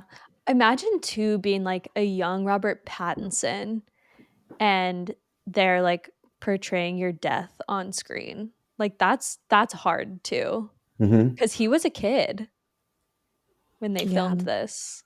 Yeah, sometimes I forget like how young everybody was. Mm-hmm. Yeah. Like when, Yeah. because these films did actually come out quite a while ago, and it doesn't feel like that. And you think of the actors now, you almost imagine like 30-year-old Daniel Radcliffe like playing the role. Mm-hmm. Just like, oh no, wait, he is actually like 13 years old.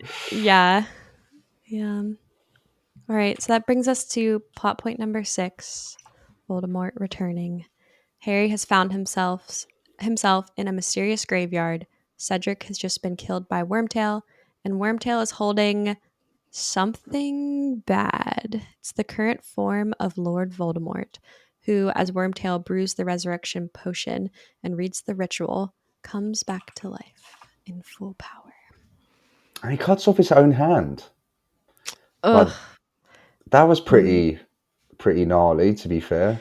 really Like, he's gnarly. committed, I'll give him that. He's like a full follower of Voldemort at this Hmm. point. Like there's not even any denying. Like he can't say like, "Oh, Voldemort made me do it." Like he did all of that on his own Hmm. He's very devoted to the cause.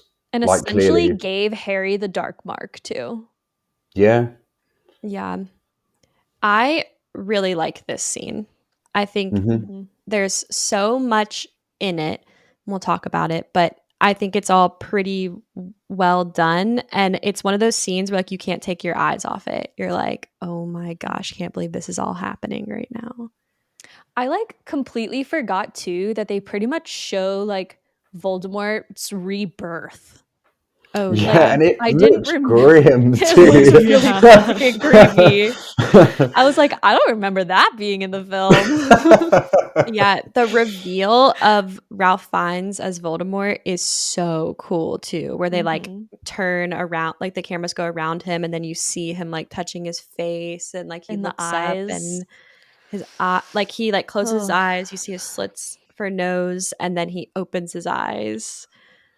Oh, it's my so good. And gosh, they it do is such really a good good. job because obviously, like, from the start of the series, like, it's ingrained in your head. Voldemort is not your average wizard. Like, this guy Mm-mm. can do some stuff. Mhm. And then when you see him for the first time in this scene, I really do think you feel the gravity of what's just happened. And you're like, oh shit, this is all about to go down very Yeah. quickly. Mhm. The only thing I will say is, why the heck do the Death Eaters have a smoky entrance? Like, I have some questions about that whole portion too, because like, Yeah. is Voldemort just like calling all of his servants in? Is that what happened there, or like, Yeah. how So did what they all happens appear? is Voldemort, when he touches his dark mark, anybody who has the dark mark like gets called. So that's Mhm. why earlier in the movie you get the scene where Karkaroff is like talking to Snape, and he's like, my mark, like I can feel it, like I know you can feel it too. Like they can tell that like Voldemort is alive and like getting stronger. So they're not like comparing their dark marks. They're talking about, hey, he's probably here. Yeah. Because I They're like, assumed like in that scene that he was like, I'll show you mine if you show me yours.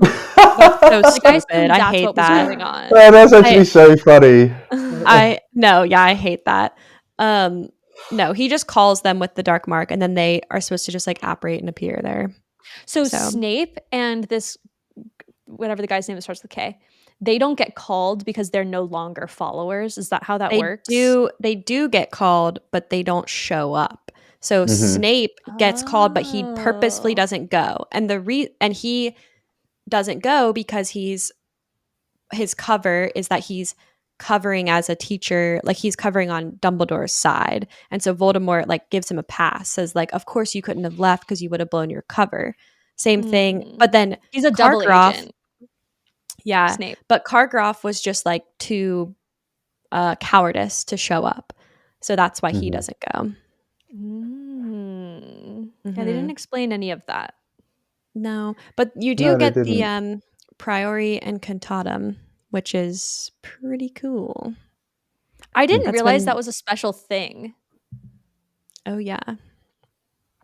Yeah, it's because the wand cores are the same. So Yes. when the wands touch, what happens is you see the last people that Voldemort has killed coming out of the wand. That makes sense. Yeah, I realized it was the people he had killed, but I just assumed because the only time we see a duel like that where like the wands connect is with Harry and Voldemort. I just assume that's like how duels work. I can see why you'd think that, Because actually. it happens later too. It happens later in the series as well. Yeah. What I never understood, though, when it comes to the dueling, is, and I mean, maybe like it's a nitpick, but Voldemort's using literally the death spell, and Harry is able to deflect that with a spell that makes you disarm. Yeah. Mm-hmm. I don't know. That's something that's bothered me throughout the whole series, though, to be fair. It should have been Yeah, a different and spell, Hmm. you couldn't have made it a different spell. It had to be that like a spell because shield spell. that was like Harry's thing. I think the qualm is like with the writing, with J.K. Rowling's writing. Like she should have given Harry something more fun than The Expelliarmus. spell But that everybody uses in a duel. Yeah, exactly. That's the thing. Like, if you're in the way that I would have approached it is, if you're fighting literally, arguably the most powerful wizard in existence at the time, and he's using a spell that literally will kill you instantly, Like, you want to be using something that's equally as like powerful, because you see other wizards more so later on in the film, like Dumbledore, for example, when he fights Voldemort, he starts pulling out some crazy spells, and you never really see Harry do anything like that. And I understand, like, fair enough, he's a student, but it's like, surely of all the spells that you've learned, the disarming spell isn't going to be the one that you go for. I don't know, very small nitpick, but The only thing I'll say is Harry's young. He's 14 years old. He hasn't really used like what they don't show in this movie is him like preparing for the maze and like learning a bunch of spells. Like he spends like months like learning and practicing like all these different spells, and they never show that. But like he doesn't, I think it's just almost to show like the goodness in Harry's heart. Like he doesn't have it in him to like To attack someone. And you have to be like really hateful to use one of the dark spells. And very so true. I don't think Harry has that in him to do. So I think they have to use a spell like Expelliarmus to show that like at this point Harry really is just like defending himself. And it's innocent. Like it's very innocent. That's Yeah. fair. When you put it like that, that's a good way to look at it, to be honest. And props to him for being strong enough to even fend off Voldemort in the first place. Yeah, what the heck is that? How I is think that? the way that I justified it is, obviously at the time we don't know that Harry is a Horcrux, but I think because they have that connection, it's almost like, in a sense, Voldemort's fighting a part of himself. That's the way that I look at it, but you know, Voldemort like has to know that Harry like houses part of his soul, right? And that if Harry dies, part of him dies. no, he doesn't know. Doesn't know. How does he not know? He's just like all knowing, like all powerful being. Like how is that? Unintentional. Yeah, because obviously, like, when he's doing the Horcruxes throughout his life, he's picking and choosing where he's putting them purposefully to make it difficult for anyone to find them and destroy them. When it comes to Harry, it was just pure chance that his mum used, the spell she did, and that is what saved Harry's life. And then that's why a part of Voldemort's soul went into Harry. Because if he had known, he wouldn't have killed Harry at the end in Deathly Hallows. Do you know what I mean? Because it's when Harry figures that out, obviously, he purposefully goes to get killed. So it's just an oversight from Voldemort that just kind of does show you, like, he's almost arrogant with his confidence of how powerful he is, that he just completely overlooked this one small thing. Yeah. And Liz, we'll talk about it next movie, but Dumbledore never gets the prophecy, which would have told him that information.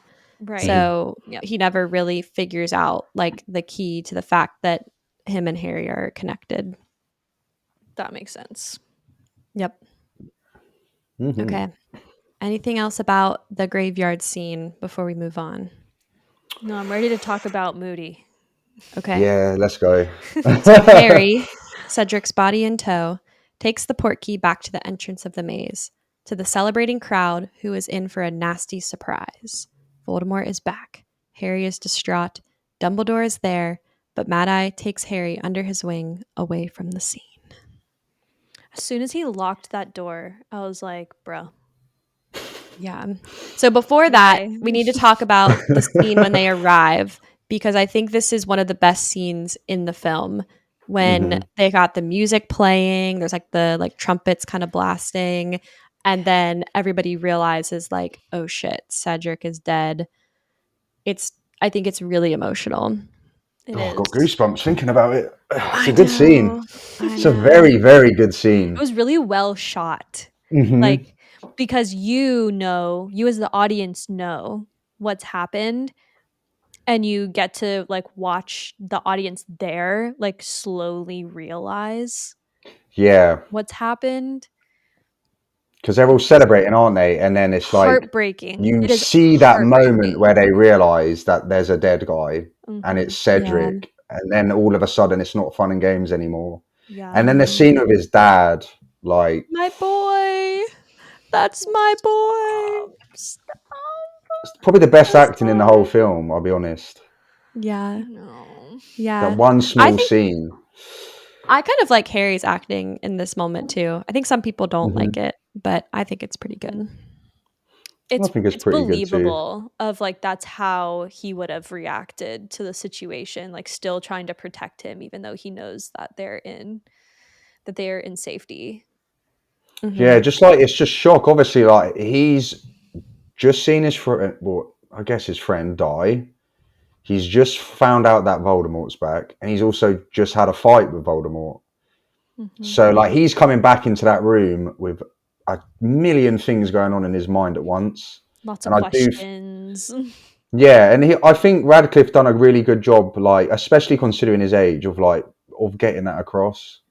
Yeah, I agree. Yeah. So then Moody Stellar takes. scene. I agree. Great scene. Moody takes Harry away, which is really significant. I don't think they explain that super well, but that's how Dumbledore knows that something's wrong with Moody, is because Dumbledore says, like, Harry, you stay here.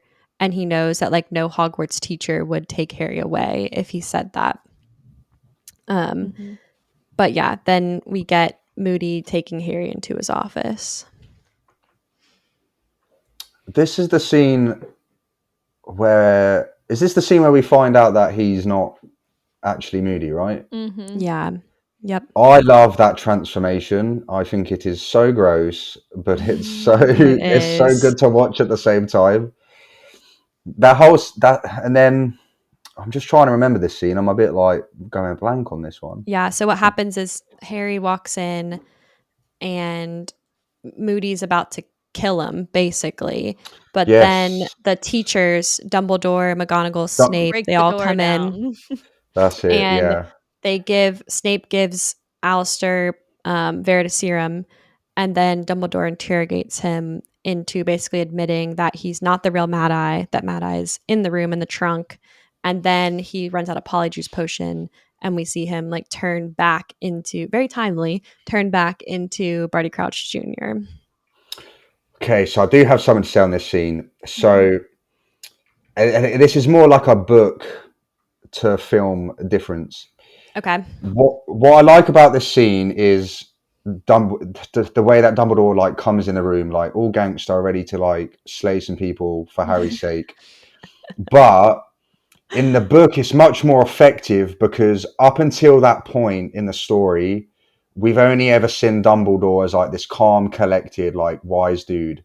And then this is the point where Harry's like, he don't take shit. Like he is a badass. And it's much more effective in the book than I thought it was in the film, because we already see him kicking off and being moody like earlier on in the film. Yeah. So although like it's still cool when he comes in and he's ready to throw hands, like it would have been more effective if he'd have been still calm and collected up until that point, and then we just see that explosion. I think it would have been so much better.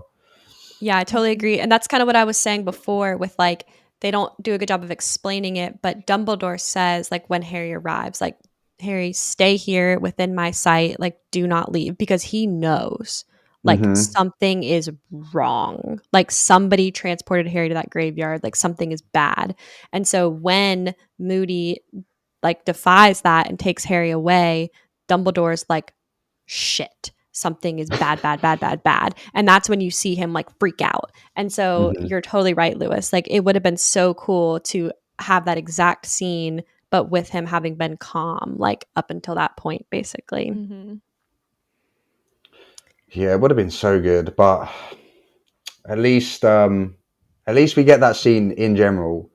Yeah, because it is a very good scene, and the performance is pretty much, I'll be honest, like from that point onwards, the performances are like almost like they dialed it up to 11, and they're like, all right, there's a lot of emotion now to close this out. So everyone's just like swinging for the fences. I think what would have been really neat, and I know that like for longevity of the series, this couldn't have happened, but after Harry like says like the Goblet's a port key, why didn't all of the teachers and like experienced wizards like hop in there and go and like duel Voldemort right then? And the I'm sure he was long gone by then. That's what I'm thinking too. Yeah. It's one of them things in it where like you kind of just have to like make that assumption yourself. Mm, But Yeah. yeah, I think if they'd have went there, they would have been gone. In all honesty. Yeah. that's true. Way to hiding. Yeah. Probably too. Like they wouldn't have just wanted to jump in on like a big group of Death Eaters. Also, like I don't. Every time they go up in subsequent films to face the Death Eaters, like it's really a dangerous task. So I don't Hmm. think like. And Dumbledore was distracted with like, holy shit, Harry's gone. So I think they had like other stuff going on. They have to deal with that later, basically. Mm. And they also like, who's going to look after the kids? You know, like Yeah. imagine all the strong wizards go, oh, it was a trap, and now all the Death Eaters come in and do whatever. But True. So then we get the end of the movie, Dumbledore's speech, and this like weird scene at the end with Harry, Ron, and Hermione about everything changing.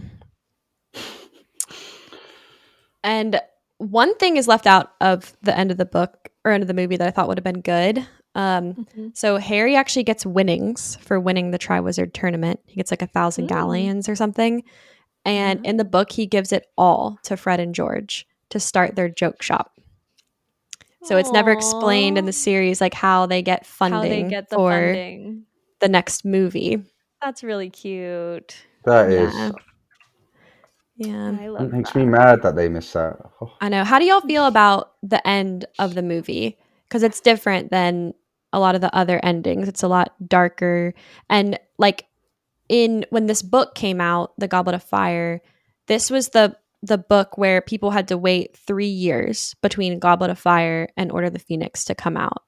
And so like Goblet of Fire like ends on a cliffhanger, right? Because Voldemort has now come back and everything's about to change. And then you have to like wait till the next one to find out what happens. I personally like it because when you look at, say, the first few, they always round off nicely. That like they go to the school, there's something they got to deal with that year. It usually takes the whole school year to sort it out. At the end, they sort it out. Everyone's happy. They go home for the summer. In this one, you're left with, okay, like from this point onwards, it's not going to just be about going to school and learning spells anymore. Like the Dark Lord is back. Like this is going to change everything. And so it's such a nice setup, especially when you're 4 films or 4 books into a story. And then at that point, you're cranking it up tenfold and saying to people, oh, you haven't seen anything yet. Like this thing we've been teasing for 4 books, it's here. And now, like, we're about to go off the rails. So I personally love it, in all honesty. I thought the portrayal was super cheesy. And I don't know if that was like Emma Watson's delivery or the way that like she's just off by herself. Like Hermione's so much smarter than that. She's not going to be like, oh, everything's going to change now, isn't it? Like, I don't know. It was just weird and like whiny. And like, I think it would have been much better received if they were like sitting around together being like just kind of like looking at each other. Like they don't have to say anything, but just being like we don't get to be kids anymore. Like this is life now kind of thing. Yeah. I think, Elizabeth, I agree with you. I think it was that line in particular was cheesy. I think the speech from Dumbledore was really good, pretty effective to get you in like the right emotional tone. So I think the tone was right. I think the execution and the dialogue was a little weird from the trio. So that's my only qualm there. Yeah, I can see that actually now you say that. Like it I know, wasn't Lewis, the I feel time. like we're like ruining this movie for you. Do you know what it is? This is why I wanted to do this one, because it's nice to like it's when something's such an integral part of your life, you watch it with rose tinted glasses on. Do you know what I mean? Yeah. Like I watch these films from a place of like nostalgia and like how they made me feel when I was younger. And as I've got older and I move into more of being a film critic, so to speak, it's interesting, and it does make me look at this film as a whole, and I'm like, wow, this isn't the film that I thought it was. But I think that's a good thing, to be honest.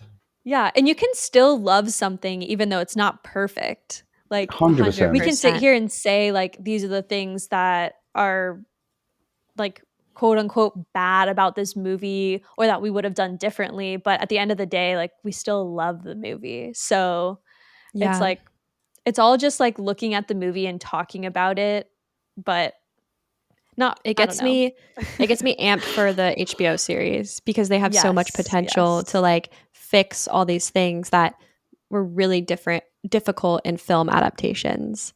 And now they have the time to like delve into all these subplots and all these characters that got omitted from this film, but we have this new opportunity to like make it right. And thank God it's HBO. Like, if any other studio had like got the rights, I think I would have been a bit worried. But they have such a good track record. Like, you know, it's going to be at least an 8 or above. You know. Yeah. Yep. But then again, I guess we'll see. Yeah, we will. We're gonna find out one way or another. All right. So before we wrap up, is there anything that we forgot to discuss about this movie? I have one thing. It's like kind of like just something I found funny, and I was meant to say it when we was talking about the graveyard scene. Yeah. It's the line. I can't remember the quote exactly, but it's when Dumbledore's like asking Harry to fight him. He's like, "Go get your wand." Like he like proper wants to like have this fight with him to prove himself, and it's like, you are the Dark Lord, and you're trying to big yourself up in front of your mates by fighting a 14-year-old kid. Yeah, like, I just and he's find like, that nobody so helped. funny. Yeah. Like, I got this, boys. It's so funny. I just wanted to bring that up. Yeah, and he tries to act like he's all proper. He's like, "Don't turn your back to me," and like square up, like I know you had a duel and whatever. And it's like, all right, like you don't have to play. Yeah.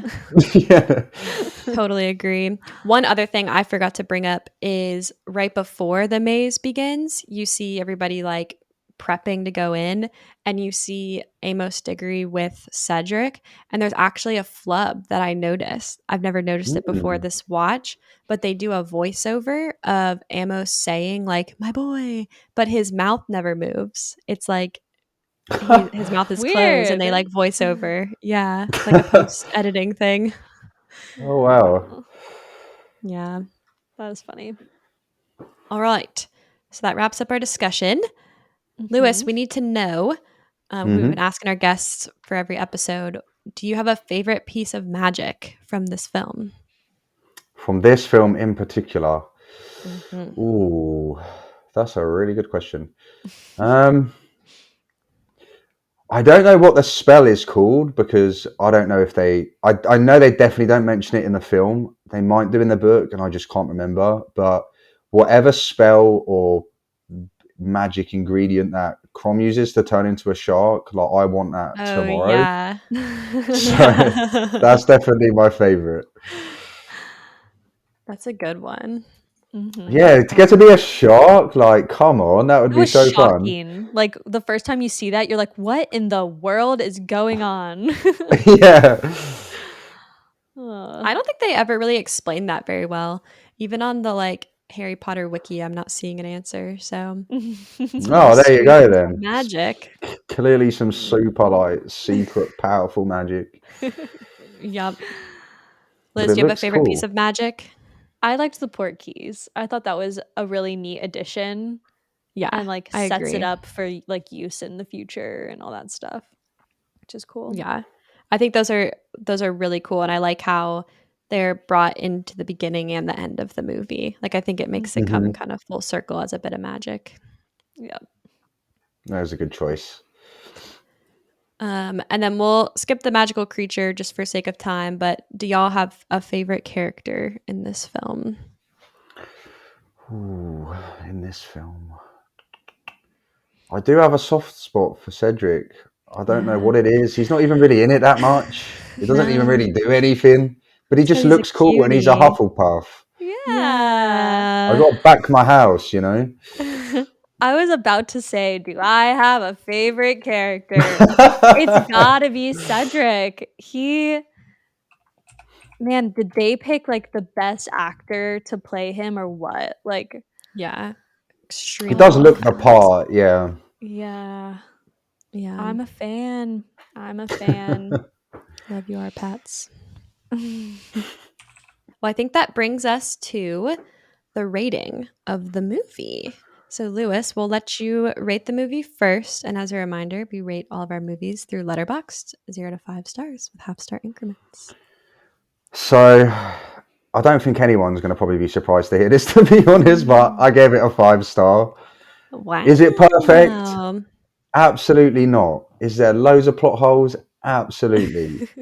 But this film and like I rated all of them 5 stars. Like, I'm just going to put that out there now. Like all 8 of them, because I just love them. Like they are what movies are all about. Like you go and you get transported to this world, and you just have a good time and you lose yourself in it, and they're fun and they feel magic. I think that, to me personally, there's only a couple of franchises or films that feel like magic, and Harry Potter is one of them, which is fitting because it's about wizards. Yep. So I have to give it full marks. Like it's all about. I rate a film on how I feel when I watch it, As and you should. I've watched these films so many times, and I never lose that sense of magic and that fun that I have when I watch them. So I'm gonna have to round it out on a perfect 5. Love that. Love that too. Liz? I also gave this one 5 stars. Yes. I had so much fun Wow. watching it.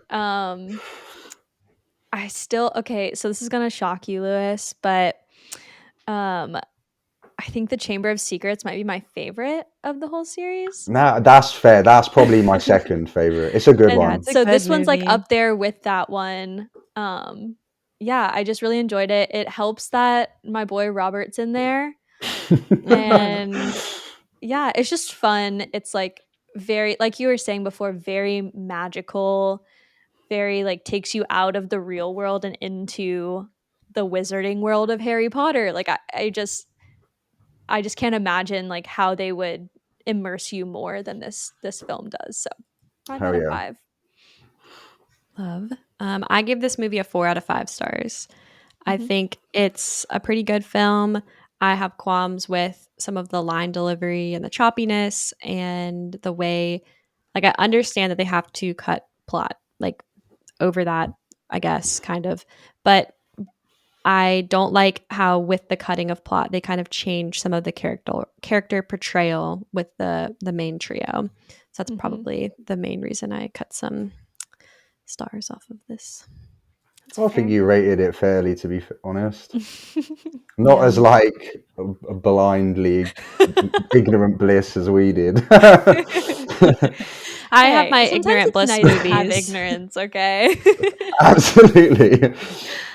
Okay, so we gotta check in with the world and see what the world thinks about this now that we've said our piece. So the Letterboxd average is a 3.8 out of 5, which is lower than I was expecting, but that's okay. The tomato meter, the critic score is an 88 and the audience score is a 74. IMDb gave it a 7.7, and then 88% of Google users liked the movie. So overall positive, but in my opinion, lower than I think they should be. Yeah, Agree. I'm quite surprised. I think the tomato meter score really shows you kind of like what we talked about in this movie. Like, it's a good movie, so the critic score is really high, but the audience score is still good, but a bit lower because it loses like a bit of the stuff from the book. So, Lewis, you don't know this yet because none of our episodes have come out at this point, but our first guest that we had on for the very first episode has never seen the Harry Potter movies or read the books. And so, What? yeah, I so she's know. our resident Harry Potter newbie. And so we're going to be checking in with her each episode to see what she thinks about each of the movies. So we'll insert that video here now. Hey B-Critics, it's Holly and I'm back to give you my review of Harry Potter and the Goblet of Fire. All right, so just like the last few weeks, I'm going to give you my 7 key takeaways of this movie, and then I will give you guys my rating at the end. So to start off, my first takeaway from this movie, I was in no way prepared for Robert Pattinson to star in this movie. I know that Liz and Court love Rob Pattinson. They are big fans. Holly is not. I am not a big fan. So when I saw him come on the screen, I about fell out my chair. It was just funny. And I know this was like before the Twilight times and all that, but it was just very funny to me. I just was not expecting that. It was like a guest star that just took me away. Anyway, hilarious. I mean, casting wise, how he did, acting, I mean, whatever, he was fine. But knowing who he is now, it cracked me up. If I had a, like, probably watching this before he was like a big Twilight guy, I probably would have been like, whatever. But it was funny. Okay, my second takeaway was the girls' school. I think they were the Beauxbatons, if I'm saying that correctly. I loved them. Nowhere during this time so far, at no point did I like consider that there might be other like magic schools. I don't know if I just missed that concept or if it just never clicked with me. So I really liked that they introduced some other magic schools in this movie, and especially the Beauxbatons, because I would 1000%, that would be my school. I loved them. I loved their entrance. I loved their outfits. I loved them. I would be one of those girls if I was in this wizarding world, and I loved it. Going off of that, kind of going with like the 3 schools thing, when they like did their introductions and the girls came in and danced, and then the boys' school did like the scary like chants or whatever, and then Dumbledore was like, let's sing our school song, and then they were like, Hogwarts, hoggy hoggy Hogwarts, or whatever the words were. I was like, first of all, could not have been a more perfect school song, but also I would have been so embarrassed. It was it was a little embarrassing, but it was just very fitting of their school and who they are. And it was funny because like they kind of like panned to Draco, and he is like not singing the words, and I was like, he's too cool. Yep. Or he didn't know the words, I don't know, but he wouldn't be singing it, and that's kind of funny to me. My 4th point is the awkward dance that they had, like the little middle school style dance that they had to do where they like brought dates and everything. That was triggering. That brought back like memories when they had to like ask the girls to be their dates, and then they were like dancing with them, and then it was awkward and weird, and then Ron was mad at Hermione because she went with someone else. That whole thing just brought back a lot of middle school memories for me. I think they did a great job at capturing what that's really like. That was funny. My 5th takeaway, kind of just a general observation, is like Hermione's always angry. She's always like, Harry, you're so stupid, or like, Ron, what are you doing? Like, she's always mad at them, kind of like in that like older sister way of like, you know, I'm an older sister, so like I'm always mad at my like younger siblings, like, why are y'all doing that? I'm not always mad at them, but you know, she just kind of gives that like vibe, and she's always angry with them for good reason. They deserve everything she's saying. She's right, but she's just always angry, and it's an interesting observation. 6, I absolutely hated the scene with Harry and Myrtle in the bathtub. I really don't know what else to say besides that was like the cringiest, most disgusting. I hated that scene. Horrible scene. It made me so uncomfortable. It was so weird. I didn't like that Harry, he's supposed to be like 14 and they have it in a bathtub and then this girl's like being weird and then like popping bubble. I didn't like it. I didn't like it. Weird. I don't know if that's like true to the books. I don't know. I didn't like it. I didn't like it. Feel like that would have been a weird scene to shoot. Maybe feel weird as an adult to watch. I didn't like it. And then 7, Ron's hair.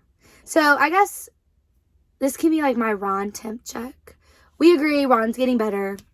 I think that's like a general consensus. Ron gets better. This movie specifically, I noticed his hair, especially in that like ending scene. When Hermione's like, "Are you guys going to write to me or whatever?" And they're like, no. Ron's hair was just like so luscious and shiny and silky, and I mean, he had nice hair. Even if it was gender, not even mad about the color. The color was beautiful too. But like, it's just like nice, thick hair. And hair is important, so like Harry's hair is awful. So he has nice hair. He's improving. So that's my Ron temp check. Unrelated, kind of going along with this. Not one of my key 7 points, but I do think that Ron and Hermione, I'm still convinced they fall in love. I don't know when. But especially the way that Ron was like all mad and like jealous about her and that guy. Oh gosh, what was his name? Was it like Crumb? Am I making that up? Was that someone else? Like the guy from like the macho guy from like the other school. The way she was like into him and like had a thing with him. I definitely think that Ron and Hermione fall in love eventually. Yeah, so those are my takeaways from this movie. I liked this movie. Not that I didn't like the other ones. This one just stood out as like one that I liked. I don't know why. I feel like I need to watch it like 8 more times because I missed so much. But like, it was a good movie. And so with that, I rated it a 5 out of 5. Oh, I can't wait to watch this back and see. That's so exciting. I'm like very intrigued to see what Holly thinks. Love living vicariously through her to see what she like takes from the movies. Mm-hmm. All right. And now we got to check in on the B-Critics Hogwarts House Tournament. So as a reminder, Liz has been tallying up some points during this episode. So the current standings. Yeah, Lewis, you didn't know that. But as we were going through the episode, we were giving and taking points from each of the houses based on things that we were saying. Yeah. Yeah.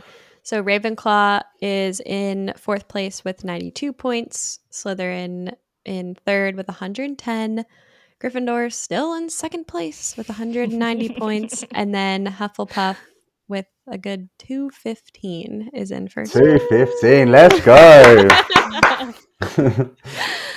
All right. As a reminder for our audience at home, you can earn points for your house by commenting on this episode and all of our other Harry Potter episodes on YouTube and telling us what house you're in.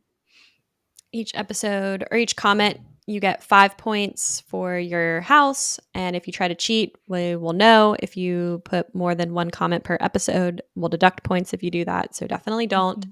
The winning house will receive bragging rights for the entire year.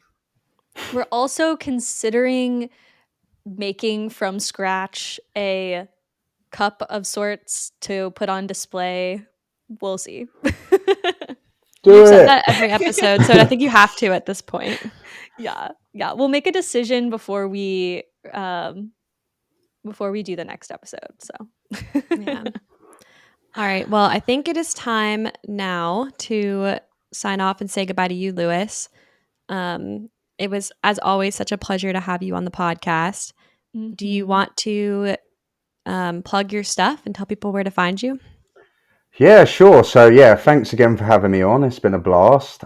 Anyone who's watching, if you're interested in hearing what I have to say about other kinds of films, you can follow me on Instagram. It's @movieoftheday, followed by 2 underscores.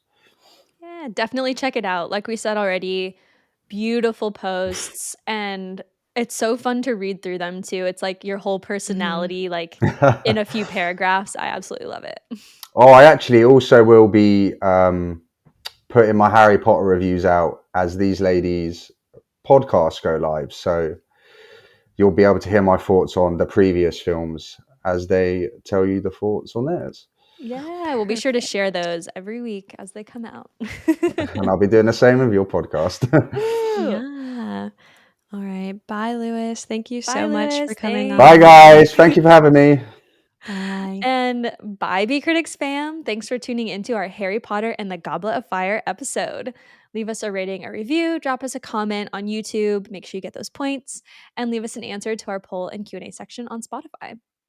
You can find more information about the podcast and our whole podography on our website, bcritics.com, or you can find all the things on our link tree in the episode show notes below. Next week, we're discussing, and this is a shocker, but Harry Potter and the Order of the Phoenix. And we have a fellow podcaster coming on, Lee, from the Lights, Camera, Rant podcast. This will be our first collaboration with Lee, and we are super excited. Very excited. So be sure to subscribe and follow so that you don't miss it. You can find us on YouTube, Spotify, Apple Podcasts, and Google Podcasts. That is it for today. So we will see you all on the next one. Bye, guys. Bye.